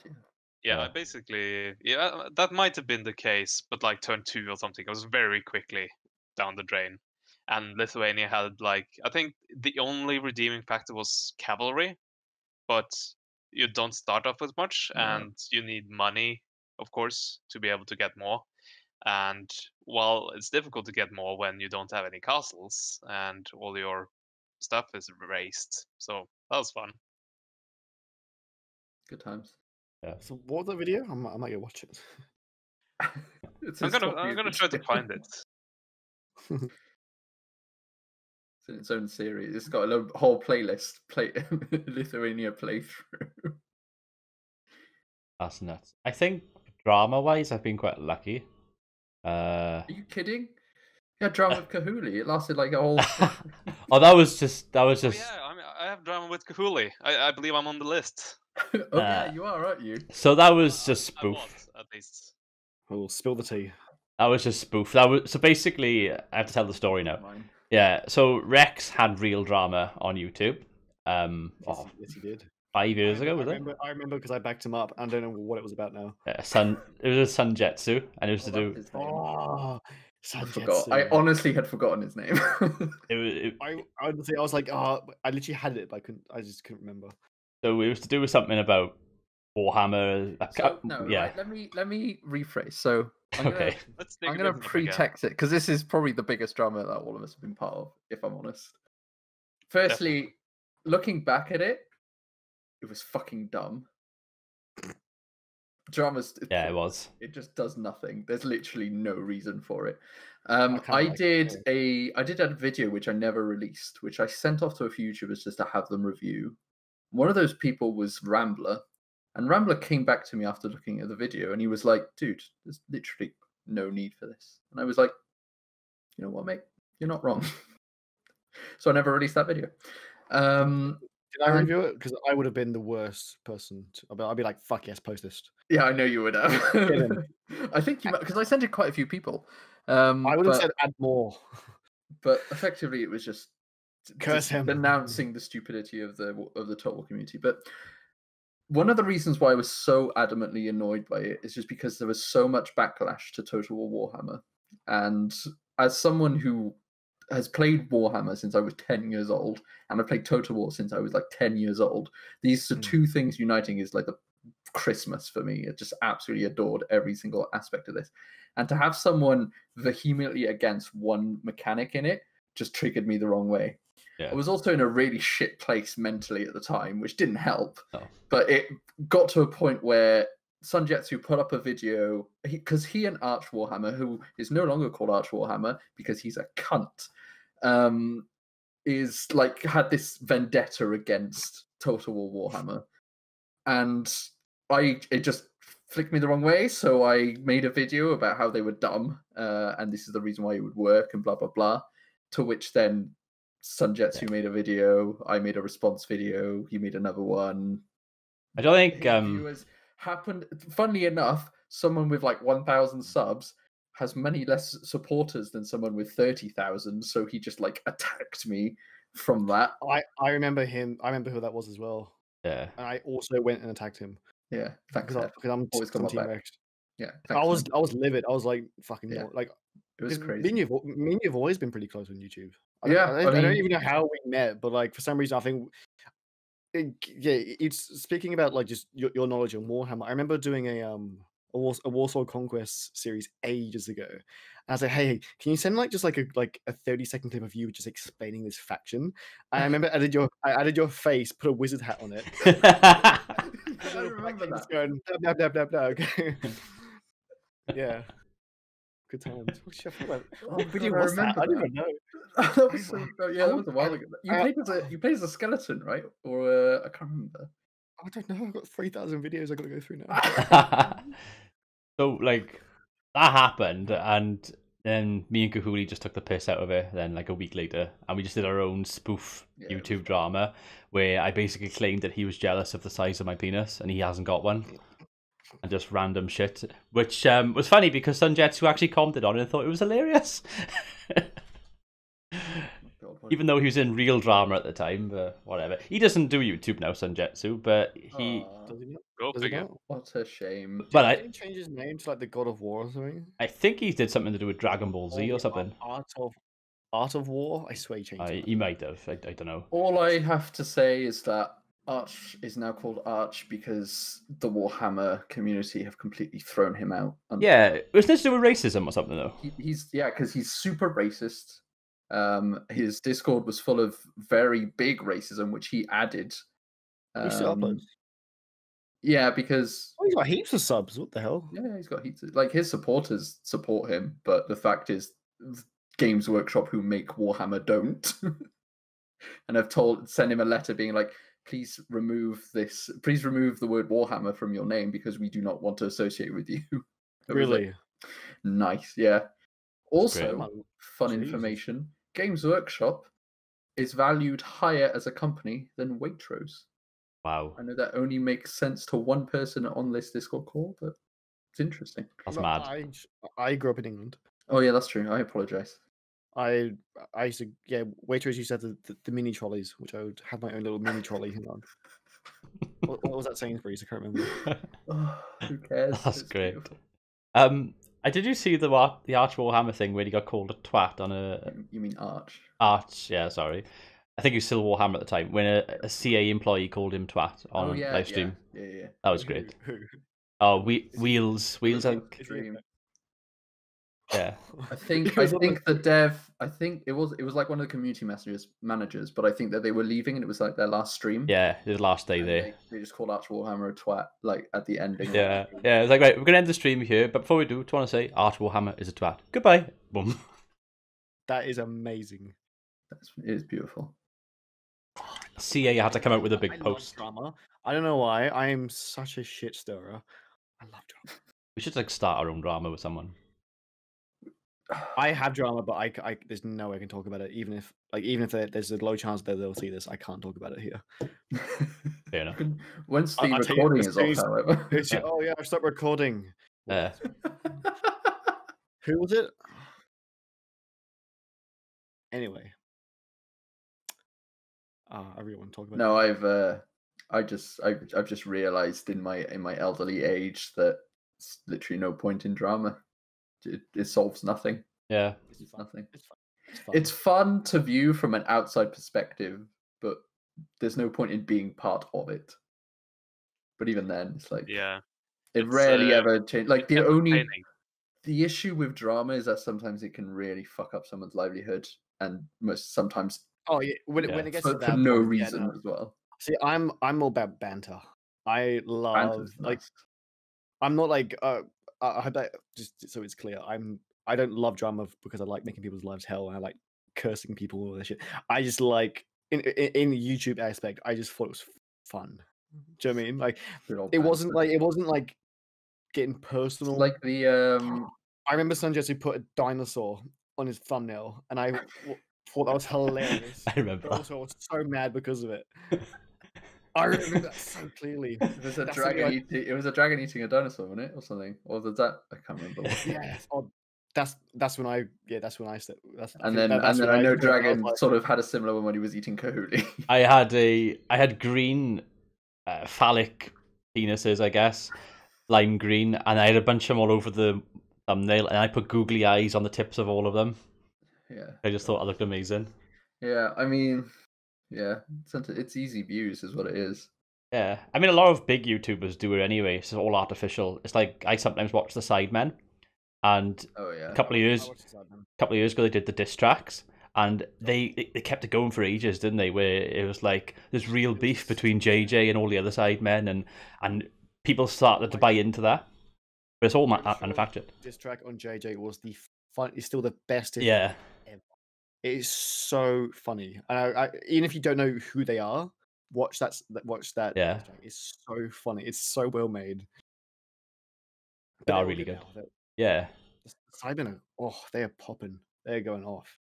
They are huge. I think they're some of the most entertaining groups of YouTubers ever. I would love to be a part of like a group like Sidemen or like the old Yogscast. What's wrong with the new Yogscast? I just don't know.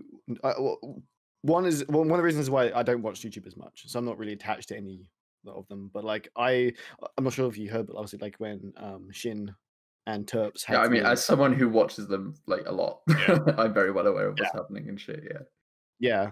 like I chose not to know everything that happened. Obviously, I know what happened, but I miss Shin. Shin for me was like he was so. I'm not going to like obviously defend his actions or anything, but yeah, he was a very big part of the entertainment value for a lot of the videos that he was a part He was so for me like he was one I could out of all.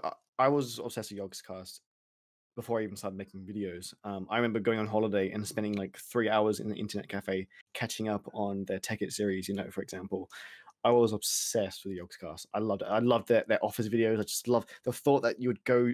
Like, your job is going to an office. It's full of YouTubers just making videos, and then there's like a production room of like music, and there's an editing room. That is like the dream for me, and and ever since then that was a part of my inspiration for YouTube. But out of all of the Yogscast, I just couldn't relate to myself to any of them other than Shin. He was so creative, and he played similar games to like the Total War community as well. He did play Mountain Blade, he did play Total War sometimes, and especially with his Minecraft Let's Builds, they're fantastic. They were. When he built Dale and Erebor and other stuff as well, it's insane. I didn't really have that with Yogscast because I basically watched Yogscast not at the very start, but in like 2010, before they started Minecraft, and I watched the very early Minecraft stuff. And basically, I don't know why, but I drifted away from watching them like before they became like 20 guys, 20 different people producing videos, or at least like personalities. They were always in the background helping out with the Israel series. But then I came back to watching Yogscast content at like 2018, at the end of 2018. So perfect in time for the shitstorm that was that, basically. And I've in the meantime I have been watching another content making group this entire time. Achievement Hunter. And oh no. Yep. Have you heard? Who? Have you heard the news? They're a Rooster Teeth group. I think I know what the drama is. I don't know much. I don't know any of them, but I've heard it's Shin times 20, maybe. It's serial grooming from one of them, which he immediately got fired, of course. But so that's currently happening. That's currently happening now. Actually, I saw that tweet. Yeah, I mean, I saw on the subreddit yesterday. I saw 3 new ex did this to me. Yeah, there was a lot. There's several statements have come out as well, and it's just like, oh god. Yeah, so it's awful. I mean, not legitimately. There are probably well over 20, maybe 30 confessions from victims. Yeah. It's crazy that this. I mean, like how did he find the time? That's true. How is this possible? Non-stop. But it's like it's crazy to me because this is the kind of stuff that wouldn't be publicized or really put out back when we started YouTube. It's only something that's happened recently. Yeah. And to an extent, it's horrible that this is the kind of thing that we're learning about that's been happening in the background and everything. But also to an extent, it's really wonderful that people feel they can come forward and make these accusations and things like that, because it means that we've moved forward as a society in general to at least talk about and, make sure that these people don't feel safe enough to be able to defend themselves when it comes to things like grooming or abuse and things like that. And I feel like that, yes, it sucks that our favorite content creators are people that, with me, for example, with Shin, that's someone that I grew up with, definitely. One of the reasons why I started YouTube was because of Yogscast, and he played a very big part. But in the end, what he did what he did, and I'm very grateful that the women around that came forward to make those videos or posts or whatever, so that at least we could get justice done on that sense. Yeah, well, this isn't new. What's happening to these people? This has been happening for hundreds and It's been happening for ages. People with power abusing it, basically. Absolutely. Only like modern day, we have the ability to expose people. And it's not like this just happens in the YouTube Yeah, universe. It happens in almost any workplace you can think of. Honestly, if we look at like Weinstein, it happens to a lot of people. Yeah.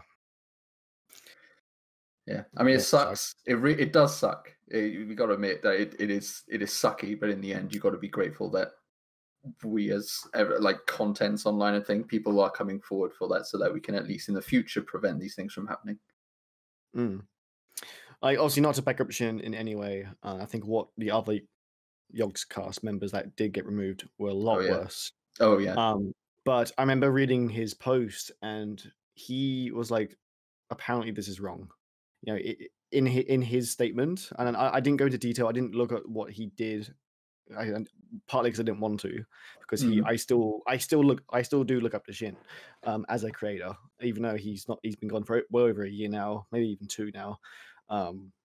But I mean, I remember seeing his post. And he's like, apparently this was not considered right. And say my position, I'm a single man. I'm in my prime. Say I've got like 1 million subs, and a bunch of girls want to DM me. I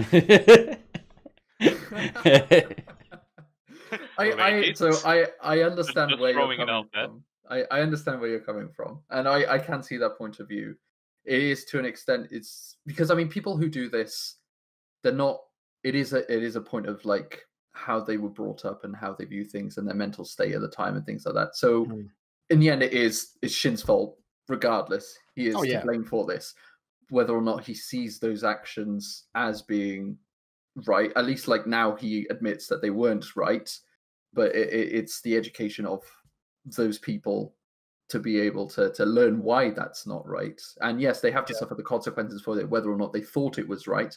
But now they know, and everyone else is educated on that subject as to what they can and cannot do, and that's what matters. And it's a shame that, because you're right, creatively he was insane. He was amazing. Like those Minecraft builds are incredible. His brain. This topic got super serious. Like, it did. Yeah. It's good.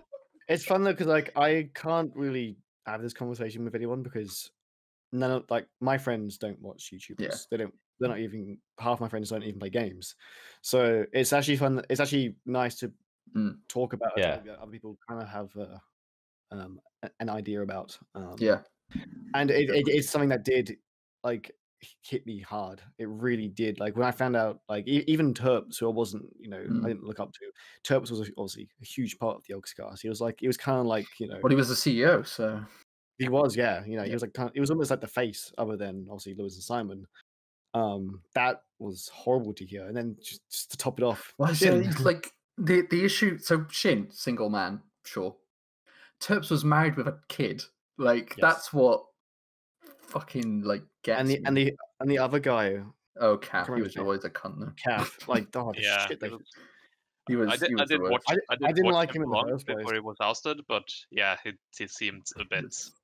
He was always super dodge. Not sure if you've seen it, but obviously when all that happened, Sips, obviously, who was very close with Shin for many years in many videos, hit the clip of him talking about it is heartbreaking.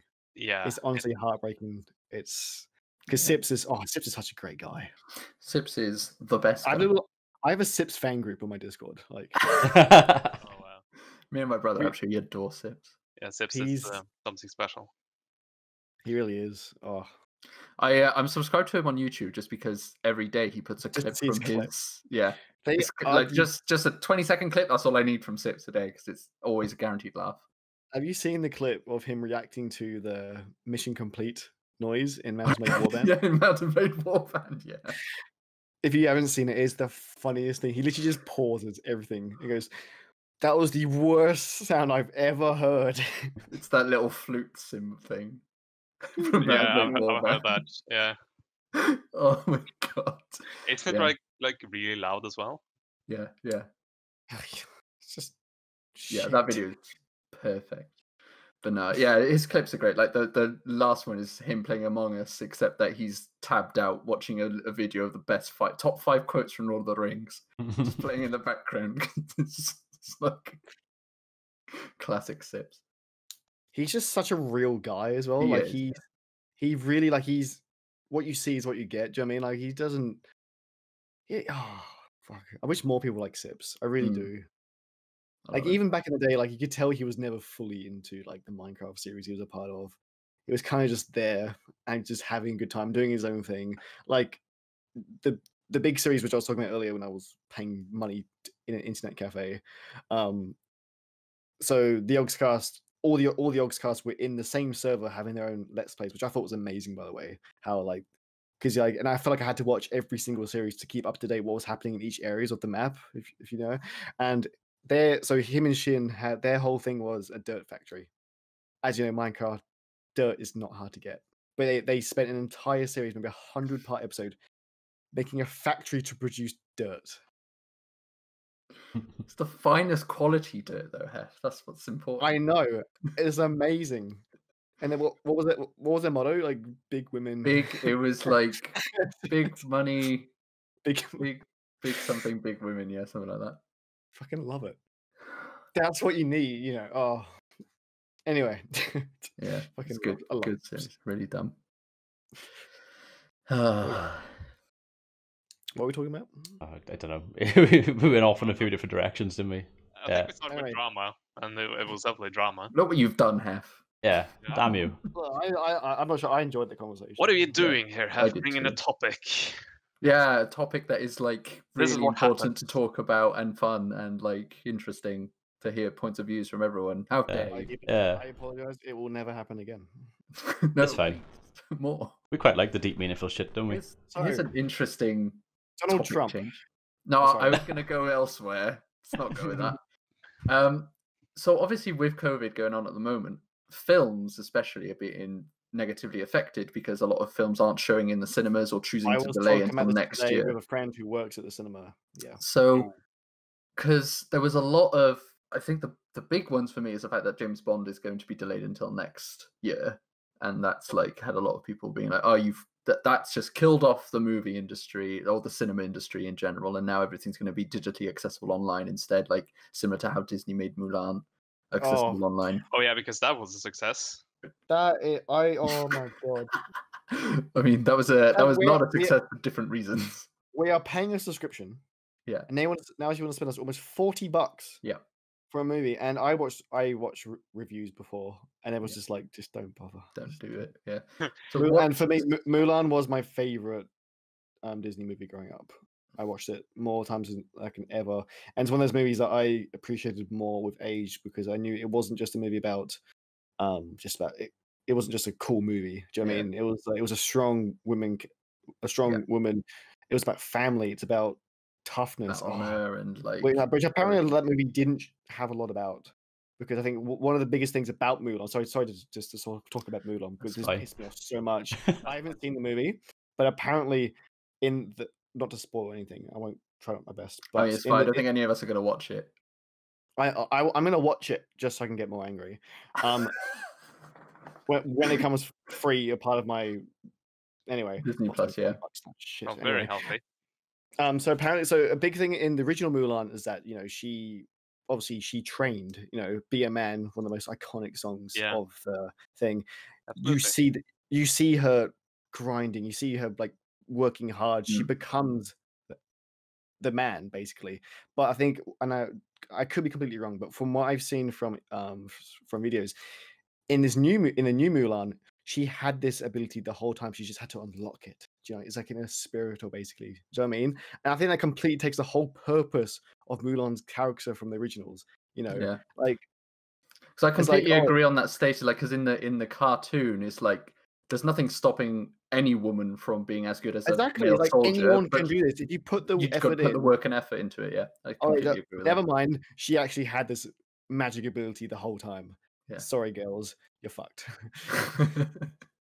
You're shit. No, it's good. Now, I was really interested because I watch a lot of YouTube like video essays on movies, all kinds of movies, but one of them was a Mulan, and it actually surprised me that Mulan was actually held up as being a trans movie. Like, from the trans community, use it as a way, because obviously she dresses like a man, and like, I was a bit confused by that. I'm like, sure, if that's what you want to do, then do it. I can kind of see where you're coming from. I mean, that's not what I personally get from that movie. I mean, I guess she decides to be a thing, and she Yeah. tries to be it, and then successfully becomes it. Yeah. I guess that's the Yeah. positive. Yeah. She didn't do it because she wanted to do it. She did it so her dad, who obviously can't fight, and if he did fight, would easily die in a heartbeat. Yeah. Like, oh, I want to be a man. I don't know. I have to be a man. Oh, Yeah, so I was surprised by how little I know about the trans community when I learned that piece of information. I was like, okay, whatever, you can use that movie. I've got that's trans fine. friends, and I can guarantee they would not agree with this. But yeah, it's a really strange thing to think about. But no, so what I really wanted to touch upon was, what do you think? Do you think the movie industry is going to recover from COVID? I personally think yes. Yeah. There's like, people love going to the cinema. It's one of the I my love favorite the cinema. things. Multi-billion-dollar industry. Yeah, I feel like so many people are like, people are putting too much of a emphasis on like the fact that the economies are all dying off because of COVID and the government should be doing more. And it's like, maybe if you guys stop partying in your houses, this wouldn't be a problem. But also, it's like, there's so much money in this. Sure, it won't be Cineworld, but it'll be like Cineland instead. Parties. I want to go to Spain to party. Oh my god, so bad. See? Well, you can party in New Zealand if you want, because they've got no COVID. Yeah, that's true. My favorite picture that I saw this week was a football stadium in New Zealand that was just packed full of people. I saw that. Headline, like, COVID-free. Lucky bastards. Well, lucky, because everyone here is a bunch of idiots. Oh, they are a bunch of idiots. I can go there now. Sweet. It's only a half an hour. Well, it's like an hour. Are you allowed to travel to New Zealand? Yeah. Even with like, even when restrictions were still on, to a certain level, it got to the point where we actually could go to New Zealand again. Well, the thing is, because say hi to Double and just have a wherever he lives, whatever he's doing. Because like, for those who don't know, Australian citizens can work in New Zealand.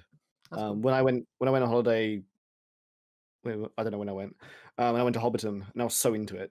I was the only English person there who could actually communicate with the tour guide properly.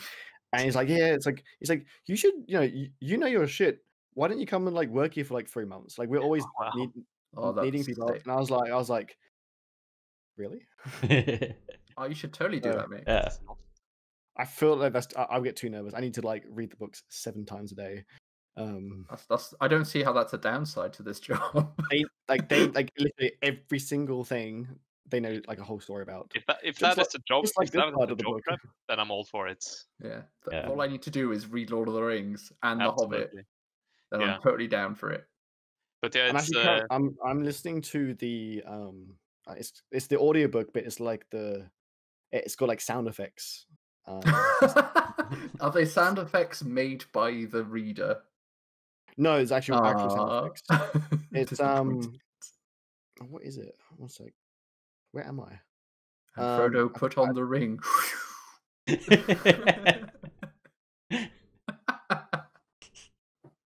Just let me read the thumbnail, you twat.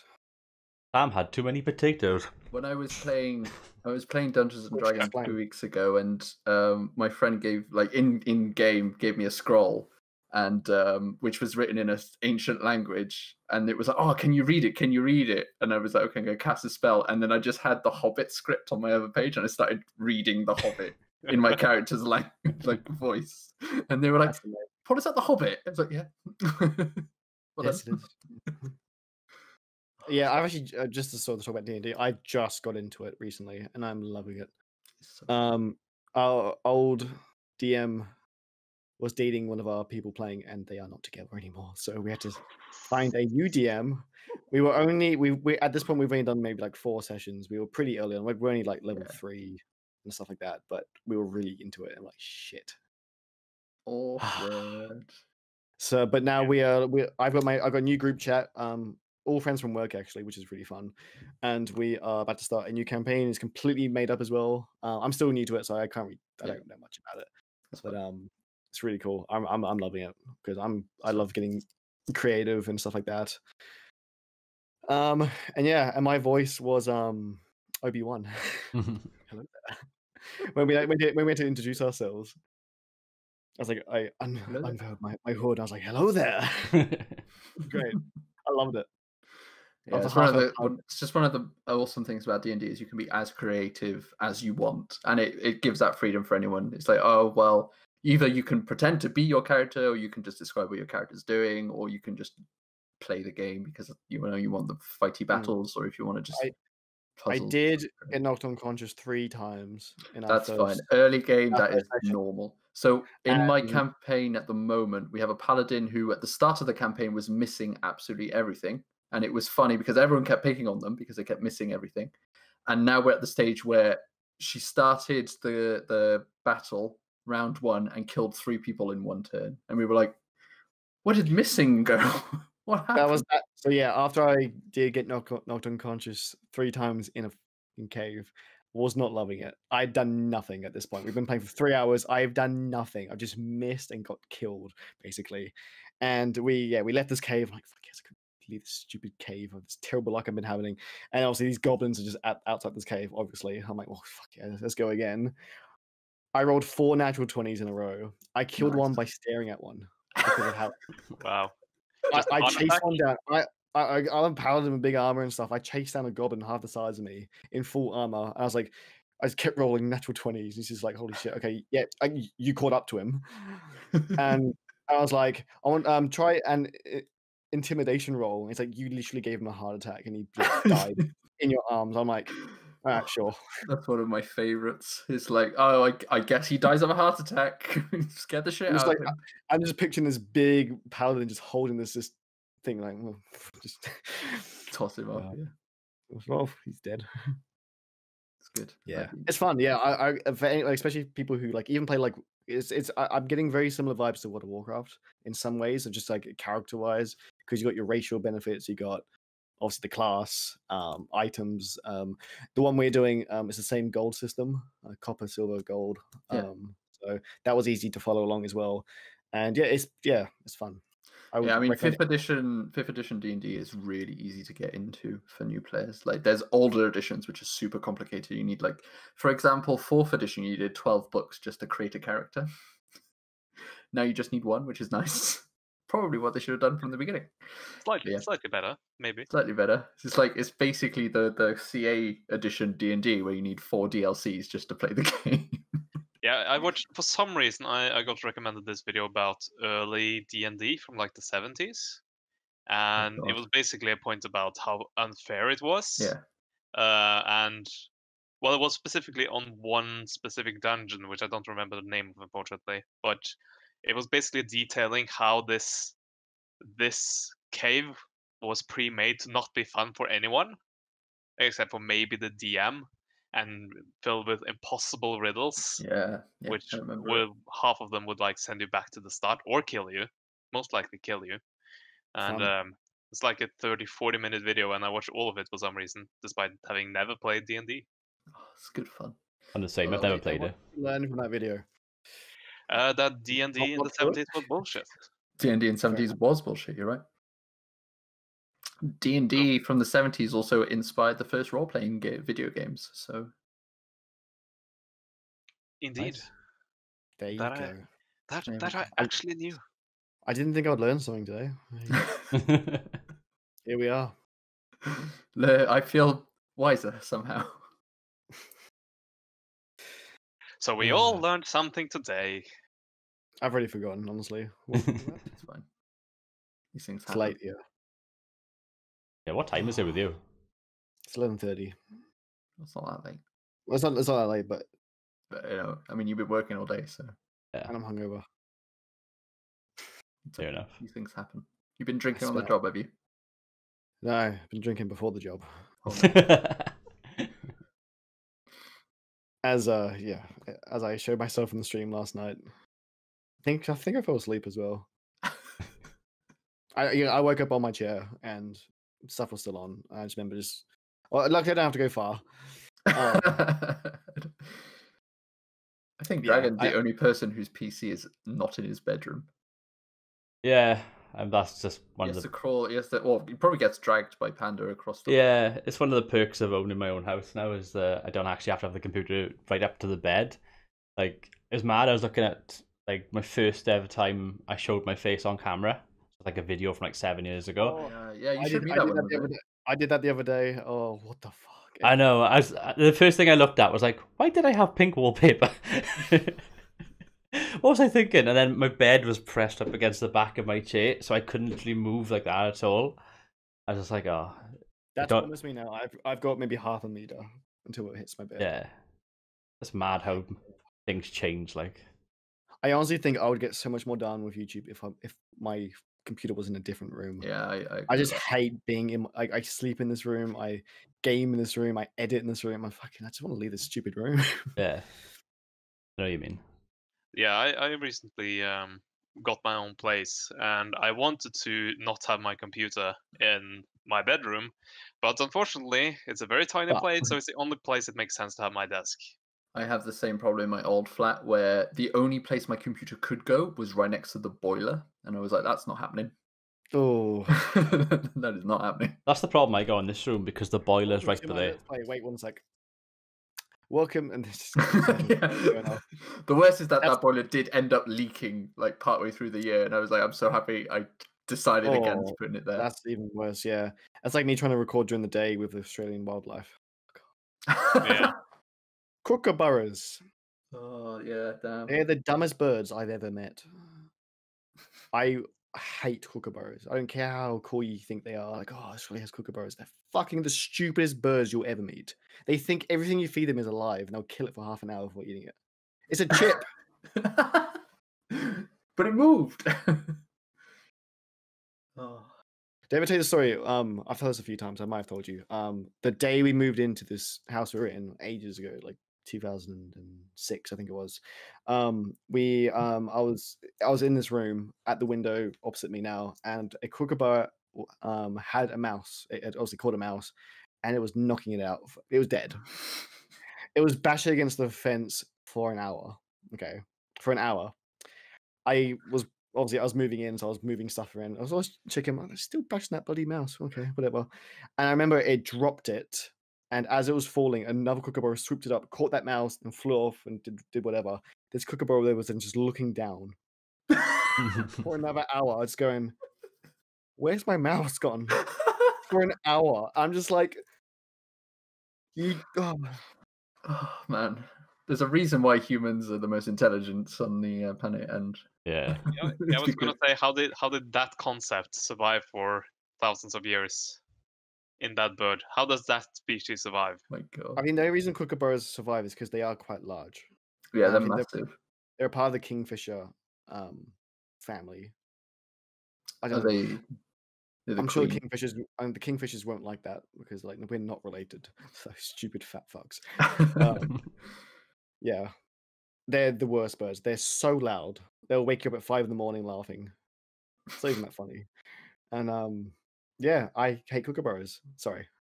And they're seagulls are basically the equivalent here, if I'm honest. Like seagulls just all the time. We eat outside sometimes, and they will literally like land on the table and try and eat. They're pests. They're honestly the worst birds. I hate them. Hope they all die. Well, is that more YouTube drama? Oh, it looks like it. This is the kookaburra. The I'm calling out kookaburra. You're a cunt. The closest thing we have to that, probably seagulls. Yeah, seagulls. And they're nowhere near as bad. Although one time my father had an ice cream in his hand, and the seagull came down and took it out of his hand. I have a friend from work who was like when he was a kid, he would go to the beach with his family a lot, and there was one particular time where his mum like gave him some money to go get chips for the whole family who were at the beach. So he went to the chippy. Went to get all his chips, started dawdling across like the beach to his family, and all of a sudden he notices like hundreds of seagulls just like looking up at him. And he gets scared and starts running, and they all start like dive bombing him, so he just throws the chips up and just legs it. But I got a funny story. I remember when I was younger, me and my mother were in Blackwood or somewhere shopping. There's a dump. Anyway, we were walking through the street and she gets chewing gum stuck on her shoe. So she stops to try and get it off. So as she's there with her head down, trying to get the chewing gum off. I think it was a seagull or a pigeon just flew above her and shat all over her head. Hit her right in her hair. Like, double whammy, chewing gum on the shoe and there at the same time. I was wetting myself laughing. Oh, that's nasty. Good times. I got shat on by a pigeon when I was in London with Hannah. We were going to stop off, but for our journey to France, stop off at a friend's, and I just like walked under a tree, and I was like, "Couldn't get shit on here. I can just see it," and it just like, awful. Fucking birds, man. Yeah. Let's get rid of them. I could go on for hours about Australian birds. They're ridiculous. The thing is, the reason you could is because there's like 100 different types of bird in Australia, right? So for those who, I don't think I've even said this, but in England when I still lived there, I was really into birds. I would go bird watching. I was RSPCA, I think it is. Yeah, I used to get their magazine sent to my house. I loved wildlife. Everything about birds and English wildlife. I loved it. I don't know why. I just found it so interesting. I came here and I lost interest in a heartbeat. And it's weird because birds over here are bigger. They're more colourful. Yeah. I was like, they're so fucking weird. Yeah. And don't get me wrong, for the first month, I was like, oh my God, it's a pigeon that has a mohawk, which is a thing. But yeah, oh man, there's birds over here called plovers. Right. Plovers. It's one of the stupidest things you'll ever see, trust me. So they are very famous in Australia for making nests in the most stupidest of spots. I'm talking about freeway in the middle of the road. Schools like in the middle of the oval. And it's actually against the law to mess with their nests. And I've seen 1,000 times of like it. So the thing is, these birds are really territorial. You go near them, they'll swoop you. They have hooks in their wings.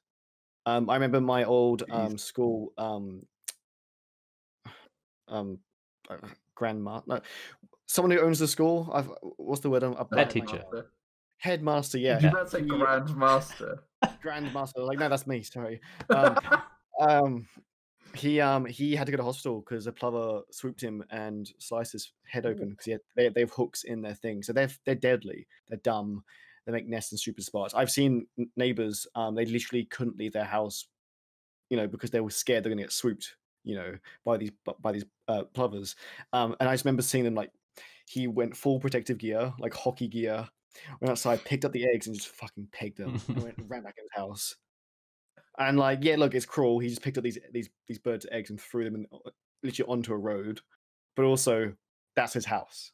And every time he goes out, maybe his defense is he's territorial. That's because these birds decided to make their nest on their driveway. So, yeah, it's crazy, man. There's many birds like that. There's even the magpies over here. They are known for swooping. They're very, very vicious.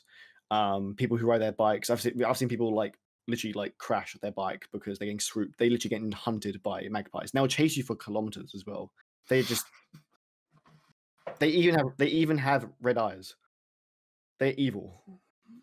Little sisters. Isn't that just all wildlife in Australia though? Everything here wants to kill you in some way. Everything. Even the ants. There's ants here. There's ants here who can jump a meter. There's ants here that can jump a meter. Why? I don't know. Just because they can. I think they're called kangaroo ants or something. I don't know. Even the kangaroos want to kill you. Fuck's sake. It's a magical place. It's not. It's hell. Help! This is why you should move to Hobbiton. How am I still alive? I don't know. Oh, who hates spiders? Haxo. Haxo hates spiders. I would send him photos of spiders in my house, and he hates me for it. I see him. It's our Twitter DMs. I think it's a Twitter. I don't. Actually, I'm not sure if I ever sent him one, but every time I would like see so we have one of the most well-known spiders is the huntsman spider. They're huge. Yeah. Not actually deadly. People have them as pets. They're not they can bite you and it will hurt, but they're not deadly. Yeah, the thing about them is they are huge, and no matter who you are, I don't care if you're the toughest person ever. You turn a light on to go take a piss, and there's a huntsman that big there. It will scare the fucking shit out of you. I don't care who you are. And the thing is, though, you have to either catch it and then take it away, away, because it will make its way back in. Yeah. I made that mistake recently because how do I know it was the same one? Because it was missing a leg. It kept coming back in the house. I went down to the end of my driveway, which is a pretty long driveway, and it somehow made its way back in my house in the exact same spot. It's like, fuck you, I'm back. Yeah. Australian wildlife is shit. How am I still alive? I don't know. When we were getting our pool dug out, we had the world's second most deadliest snake just hang out. show up. Do you want to swim? The digger was digging and out with all the dirt as it was moving it into the truck. Just a baby eastern brown snake. Did he have like the medal, like second silver medal around? Yeah. When was the contest? Oh, fuck's sake! But yeah, one of the diggers has literally picked it up and goes, "Oh, blimey, look at this!" Just took it to the reptile park. See, this is the thing. I think this is why Australians are still all alive. It's just because they're just like, I guess it's a snake, mate. Let's just bugger it out to the zoo. What can you do about it? There's no, literally just nonchalantly like, I guess we live here. We have to deal with it. Yeah, it's insane. And the animals are just like, oh no, I've been caught. Fuck. But saying that though, like I've lived here 15 years now, and it's not as bad as you think. Like everything I've mentioned is bad. They're all terrible. But it's so rare that anything will actually happen to you. You don't have Boris Johnson as Prime Minister. It can't be that bad. Exactly. How did that happen? What the fuck? I don't follow politics. I don't vote. How the fuck did that happen? I don't know. I don't like him though. Hopefully he'll be absent. He's just a British version of Trump, isn't he? Yeah. Like no one understands him. He's like frogs, pandas, salamander, what? Conflicts, election. It's just like what? I remember hearing a quote saying, "To defeat the coronavirus, we need better science." I just laughed for like 10 minutes straight. Better science. What? Who says that shit? It's like, so recently England have gone into a 3-tier lockdown system, depending on how the COVID is going on. The big issue is that no one has any idea what these 3 tiers are, or what they do. Something like tier 1 is like rule of 6. You can still go to the pub, but after 10 p.m. they close. And like tier 2 is like substantially bad. Like you can't meet up with people outside of your households, but you can still go to the pub. There's a lot of really weird crap and stuff there. And like all over the country, people are just like, it makes no sense that this is a rule at tier 1 but not at tier 2 or whatever. There's a lot of confusion to the point where, so Mark Drayford, who is the leader of the Welsh Assembly, he was like, I've not actually heard from Boris in like 3 weeks, so we're just going to take matters in our own hand because he's not answering our calls. And it's like, okay, that's confident. It's left on red. A lot of the nations now in Britain, I guess they're all doing their own thing, but a lot of the polls are suggesting that they want independence in the future, or at least there's more interest in that as well. Just because of how shit the British Parliament is doing, basically, and how crap Boris is at being a leader for everyone in general, not just for all the other nations, but in England generally. So like Scotland is so like it's taken matters into their own hands. Wales is now doing the same, and they've been doing their own thing for quite a while now. But I feel like now Mark Drayford has been like, I have to take action. I can't just ignore this now. And it definitely looks like independence is more it's definitely more in the national like sort of media. Yeah. I think like in Wales we have a party called, I think it's Yes Cymru, and I noticed on their sort of Twitter account that's like quadrupled since the pandemic hit, and I think they've got like you've got to try and get 10,000 votes to have something discussed in Parliament, is it, or something like that? Yeah, you got to petition Parliament. Yeah, it's 20,000. It's 10,000 to have it even discussed, or like to have it like it's like to have it discussed whether or not it will be discussed in the Assembly, and like 100,000 for it to have to be discussed in Parliament. So they've almost got the 10,000. When I first come across them, I think they only had like 500. So it's shot right up it as. Yeah. Mad. But I do remember one petition gaining like 100,000 signatures, and I remember the response to that was basically, we already talked about this. Move along. Yeah, welcome to the British government, man. Yeah. I think Scotland are more likely to be independent than us, to be honest. That definitely. I feel like the most likely situation for Wales to become independent is if they form a coalition with Scotland. Yeah. To have it as a two-country nation. That'd be weird. It would be weird. Yeah. Wales and Scotland. Yeah, it would be like in that case it would be because Scotland is its own kingdom, so it would just return to be the Kingdom of Scotland and Wales is what it would be. Yeah, but what do those two have in common besides hating England? Is that it? Love of farm animals. Wales has really good water. Yeah. You can see the trade deal. Like, you'd be like, great, we're gonna give you 5 of our guts, and we'll be like, all right, bruv, we'll give you 4 of our sheep. You know. I feel like they do quite a lot. It's actually crazy how much stuff Scotland has got because they're like spearheading all the space stuff for Europe. So a lot of like the landing pads and the launch pads for space flights in Europe are in Scotland now and are being built up in Scotland. A lot of the research centers are being made around there. And it's really interesting because my brother is really into that and that's where he's hoping to go to. So he's done a lot of research into it. And that was one of the avenues he was looking at to go. It's like, well, I could go to Scotland to work for one of these agencies. And it's like super interesting. So Scotland have a lot of things going for them and a lot of going independent isn't going to be as tough in Scotland as everyone makes it out to be. Yeah. Wales probably a bit more difficult, although there's a lot of land in Wales that could be used for a similar purpose. Yeah, exactly. And like Wales itself, it does still have a lot of the biggest money makers are things like their water and their sheep, but they do have other things that are available. It's just that because England does not invest in Wales in the slightest, it's sort of no one knows what to do there. Yeah. But if there was more investment, then that would be developed very quickly. And I feel like Scotland is forward thinking enough that could be a thing. That's my 2 cents on the matter. Plus, then we could hate England more. Yeah. Yeah, fuck England. Or we could just come under the wing of Ireland, of the Celtic nations. Yeah, Celtic Brotherhood. That'd be interesting. Go and grab Brittany. As well. Yeah, I mean, Brittany has wanted to be independent from France for a while, so that's a really. I mean, everyone wants to be independent from France. Yes, true. I don't think even France likes France. Well, I mean, you're not wrong, but I don't want to talk about this. Just come to Australia. We're so far away from fucking everything. Yeah. Well, I mean, we don't really have any independence movements, but it's because you're already independent from. Yeah.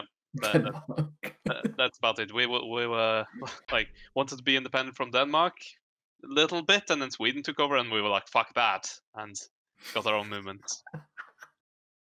And we succeeded 115 years ago. Is it 115 years today? No, not at all. Because that would have been really spooky. That would have been to have it twice happen in the podcast. I would have left.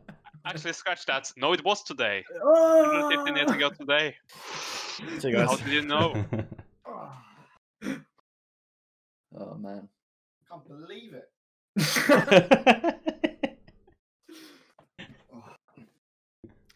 Let's have a very short discussion on what everyone's looking forward to in the near future. Then, I'm looking forward to in about a month's time to sit down with my PS5. I'm looking forward to update Mondays. Oh, I'll do an update Monday when I get my PS5. That'd be nice. Hey, guess what? I'll do an unboxing. Hey, guess what?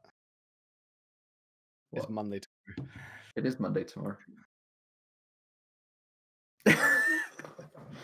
I'll think about it. It's always Monday somewhere.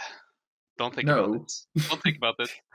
Just do it. So this is the thing, right? Because the reason why Update Monday worked so well and was able to do them regularly is because I started work on Mondays at midday, which meant I got up, had time to do an Update Monday, and then go to work.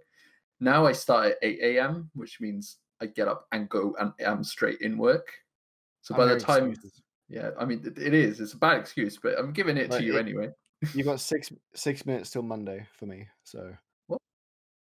It's 11:54. Oh fuck! You're like ahead, aren't you? You're not behind. Yep. Yes. That's backwards. Fuck it. No, it wasn't. Was it? Oh, it was for me. It wasn't for us. 11:54. Cool. Can't wait for my. Tomorrow's gonna be a good day. Should I do an update Monday literally after this podcast? So it's Monday technically in Australia. Do an but not for update here. Sunday. But it'll be update Monday. No, update Monday has to be. Has to be on a Monday. It's not the same. I'll tell if it's not on a Monday. Have Gareth in the update Monday as well.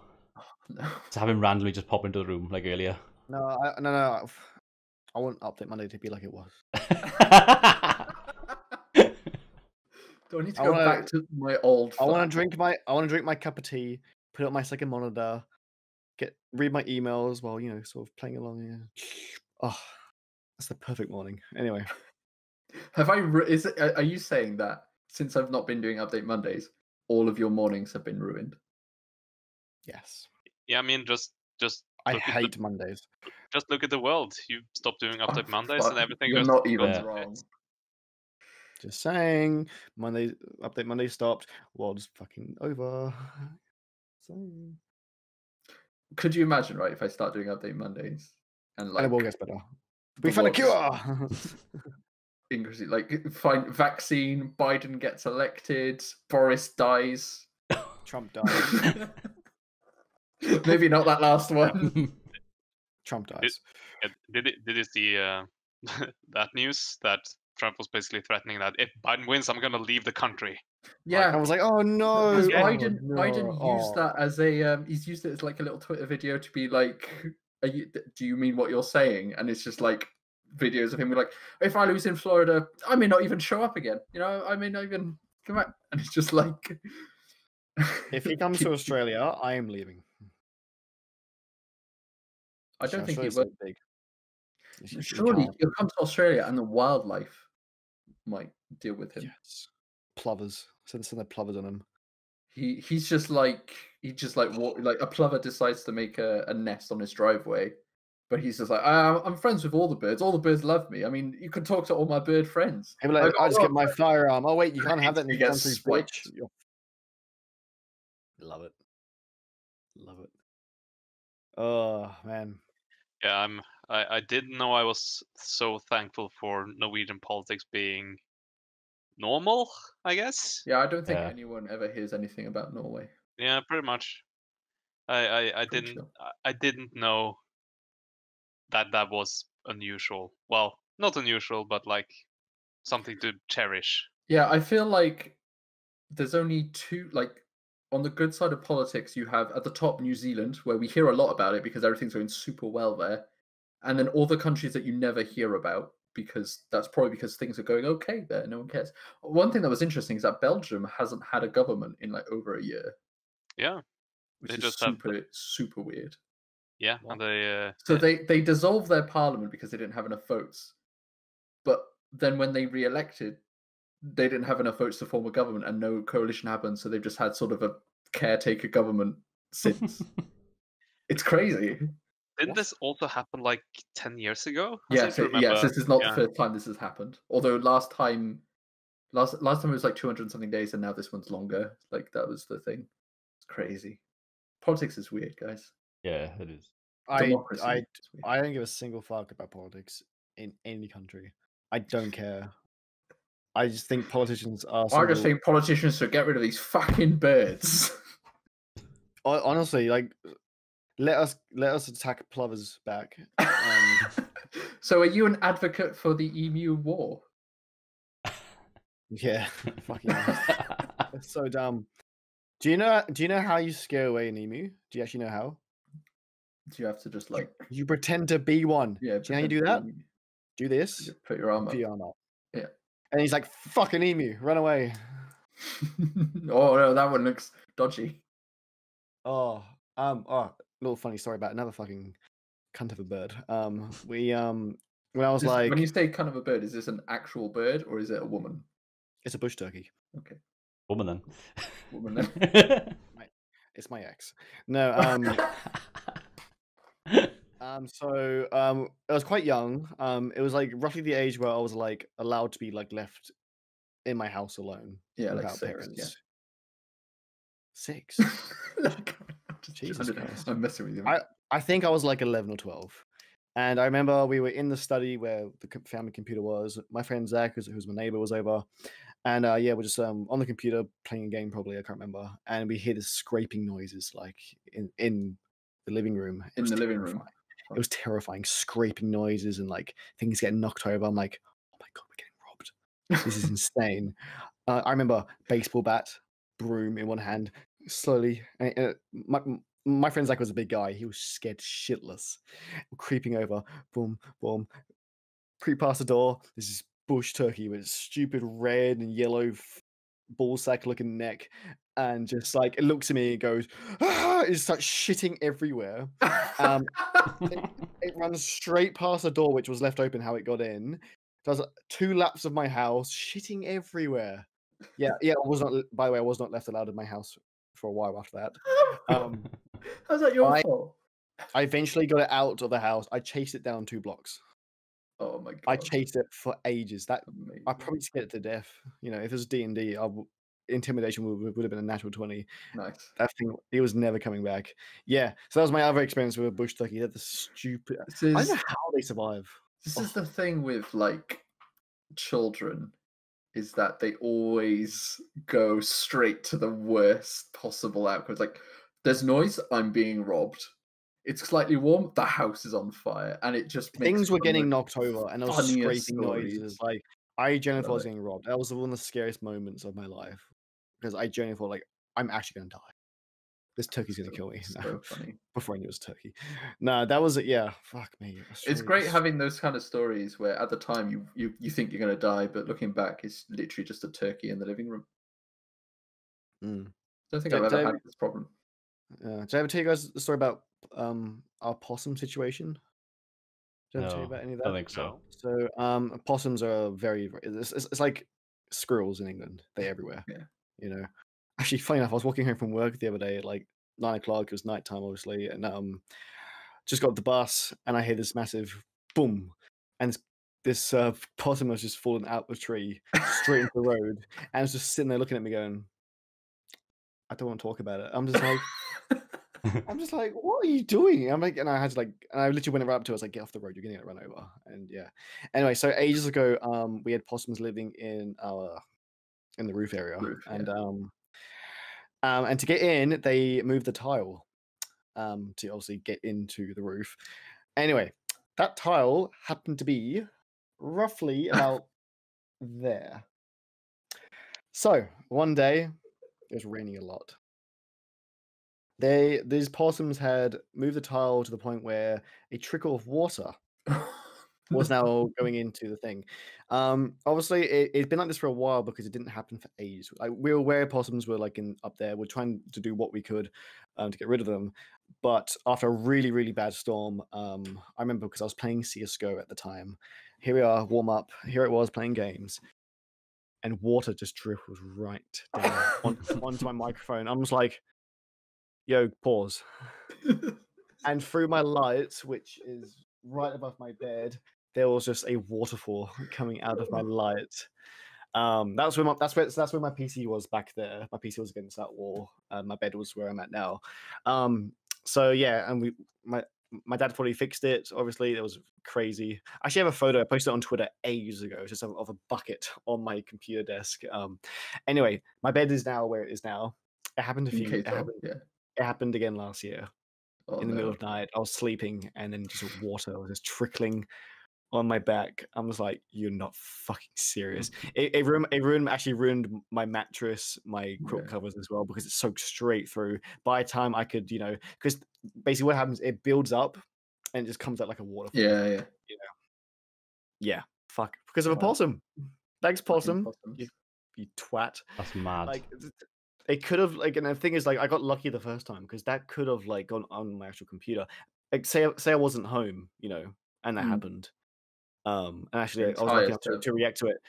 That could have destroyed my computer. Like, my current computer, it has air vents on the top. Say if it went straight into it, that's a $3,000 computer, which would have been obviously destroyed. So, yeah, it's crazy. I love wildlife. We had my parents had a a roof problem as well, but it wasn't an animal. It was actually a person running away from some drug dealers.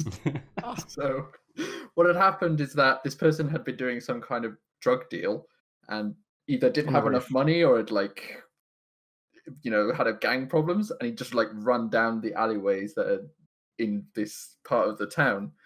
And for whatever reason, he'd seen my parents' garage and just like clambered over it and then jumped from the garage to the roof and was like hugging behind the chimney. My parents got woken up by this loud banging like stuff, which was him actually getting on top of the roof to hide behind them, and then by constant clanking. And apparently these dealers had been like throwing stones at him to try and get him down, because in Britain you don't really have guns, so can't just do that kind of shit. So my dad just opens up, these dealers like, oh fuck, just run off. It's so fucking funny. That's funny as crazy, man. Roofs, Crazy. eh? Fuck. Roofs, I know. What's the Women deal never with learn. roofs? Yeah. So basically, I'm anti-animals now. I hate Yeah, I'm everyone. anti-drug dealers. Yeah, what I'm learning is that I have had a very charmed life. Yeah. No roof problems Yeah. at all. No animal problems, no roof problems, no drug dealing until problems. until now. Until today. Oh god. What you Well- don't know, sister, is you're a Candid Cameron. Behind you in your wardrobe is a drug dealer. I would holding love a something to turkey. something to just come through your ceiling right now Oh and my land on your God. bed, and you're like, huh. Just like Oh. a guy with loads of possums. It's the upstairs neighbor. It's the stream of coincidences. On this day, 5 years ago, did you know that we did the holy? Anyway, Holy City Challenge, man. whatever it was called. Good times. I think we probably end it off there, shall we? Sounds good. Yeah. It's now Monday. Probably. It's now Monday. I think It's so. now Monday. Yeah. Yeah, we made it through a whole day, guys. Excellent. And I Rex, go updates. What did you have for breakfast? I tired 3 croissants, okay? I'm not proud. 3. 3. Fuck. And some hot chocolate, which I've finished now. You can have the end contents of. Lovely. No thanks. I'm good. Anyway, thanks for having me, guys. No problem. You're welcome. It was great having you on. Thanks It's for more of a being on. catch up, isn't it? Us anytime. Like, Yeah. I don't think I This spoke is- to some of you since the last time we did this. We haven't done Probably. this. I mean, that's what this is. Like, this is an excuse to catch up. Yeah. And if you enjoyed Yeah. this excuse for For a For- catch up. catching up, Please then leave a like and comment down below what you Make thought sure about you all ring of that this. bell. I doubt anybody will watch this far, or maybe 1 or 2 will. But I know when I uploaded the last episode, the actual trailer, which is 45 seconds long, had more views than the episode itself. So there we are. That's how it That is. Not How it is. surprising. Yeah. Also, apparently, I forgot to mention this when you said it, but apparently we're on episode 2 of the podcasts. Yeah. Like ever. Ah, The second episode ever. yeah. No, this is when they do the whole remake of the podcast. Yes, That's it's why I the said the hard. two. It's the hard reboot. Hard not the reboot. This soft. is the hard reboot. Yeah. This is podcast remastered, Less structured. less structured. Yes. I no, it's More fine. banter, 'cause more All drama. of the all of More the co- more frames are all done coincidences. perfectly and didn't take 5 minutes before to then rejiggle for 5 minutes. Exactly. Which would be a lot easier in post edit, but we don't do that, so it's fine. No, you don't. Post edit is a thing of fiction. I barely do basic edit these days. It's just, I'm a lazy sod. If you saw how much I had to edit my first video, holy shit! You saw it, right? Dragon? I sent. Yeah. I think I- I drunkenly sent you you s- my you sent a- Patreon only. I watched it, yeah. You sent a picture of it, didn't you, on your Twitter as well? Yeah. I actually for my patrons, I did a 20-minute of going into like frame by frame, Holy crap. basically. And zoomed Wow. in and what it's looking back, I'm like, holy shit, I did that, and now I'm like, oh, I have to do it again for part 2. Fuck. Yeah, I have.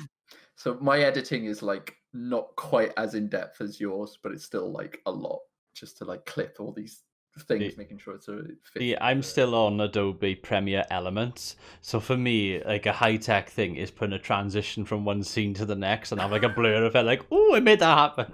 Like that for me, that's hard editing. It takes Yeah, much skill. Yeah, I remember when it was a big deal. Well, big deal. I like figured out letterboxing to make something look cinematic. It was like the 2 months I did like very crappy cinematics, machinimas. and that was like, ooh, now it looks professional. I remember like making the transition from Windows Movie Maker to Camtasia back in the day. I was like, oh, I've made revolutionary. This is living. I'm professional YouTuber now. I have transitions and bubbles Still are professional. with text in it. Oh fucking hell! Actually, one of the first it must have been in one of my first 20 videos. I showed a tutorial on how I edit videos in Windows Movie Maker. I watched it the other day. I was like, holy shit, it's so bad. Oh, good times. Yeah. We love free software. Yeah. Shout now out I spend to now I spend $500 a year for fucking Adobe products. Sick. Shout out to Vegas for being Sony incredibly Vegas. easy pirates. Yep. Yep. Super I never went to Vegas. I should have.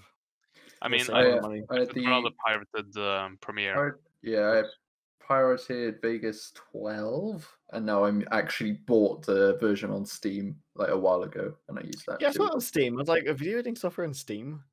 Yeah, it's just it is literally Sony Vegas, but it's available through Steam. That's what I use. What happens if you want to play a game and edit? Because for a lot, can you? Because like Steam doesn't let you play more than one game, right? It does. Or does it? now? I'm pretty sure. Does it? Yeah, it does. I got Stream Elements, which have little funny characters walk along, and that's from Steam. I can play a game and have that at the same time. Yeah, I don't know. I do know that you definitely couldn't before, but I don't know when they changed that. But you can now play multiple games. Some games would have like their own launcher where you'd forget to close the launcher, for example. And I'd be like trying to play another game. It's like, oh, this game is still running. I'm like, fuck. Okay, yeah. Okay, I didn't know that. Control Delete. Where's the fuck's my task manager? The only reason I said that is because I will record while my editing software is up. I would constantly minimize, get clip. You know, say that I think that this 30 seconds is shit. I'll go back into game and film a different angle and whatever. So yeah, but if I had to like close my editing software just to get the clip again, I would go mad. Oh, I'd literally buy another Steam account just to be able to switch between the two. Actually, it wouldn't even make sense because it'd be no, it wouldn't. Anyway. Fuck. 2 Steam accounts on one. It's fine. It's fine, Hef. You don't have to do that. It's fine. Yeah.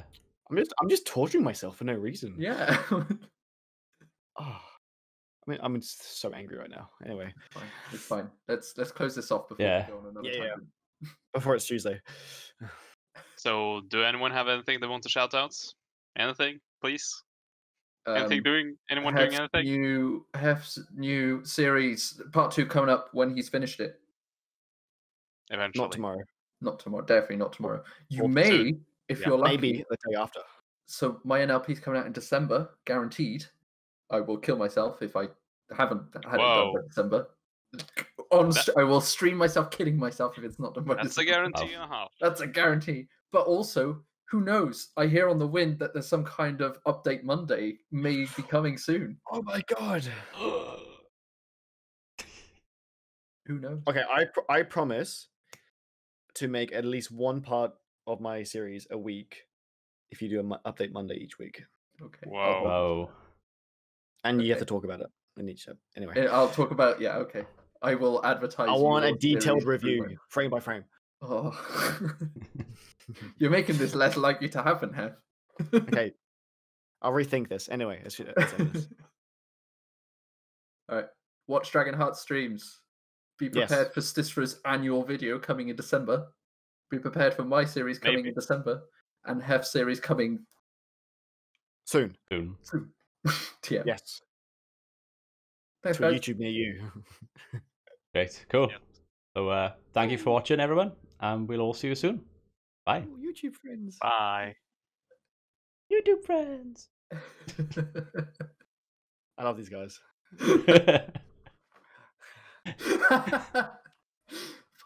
Cut it.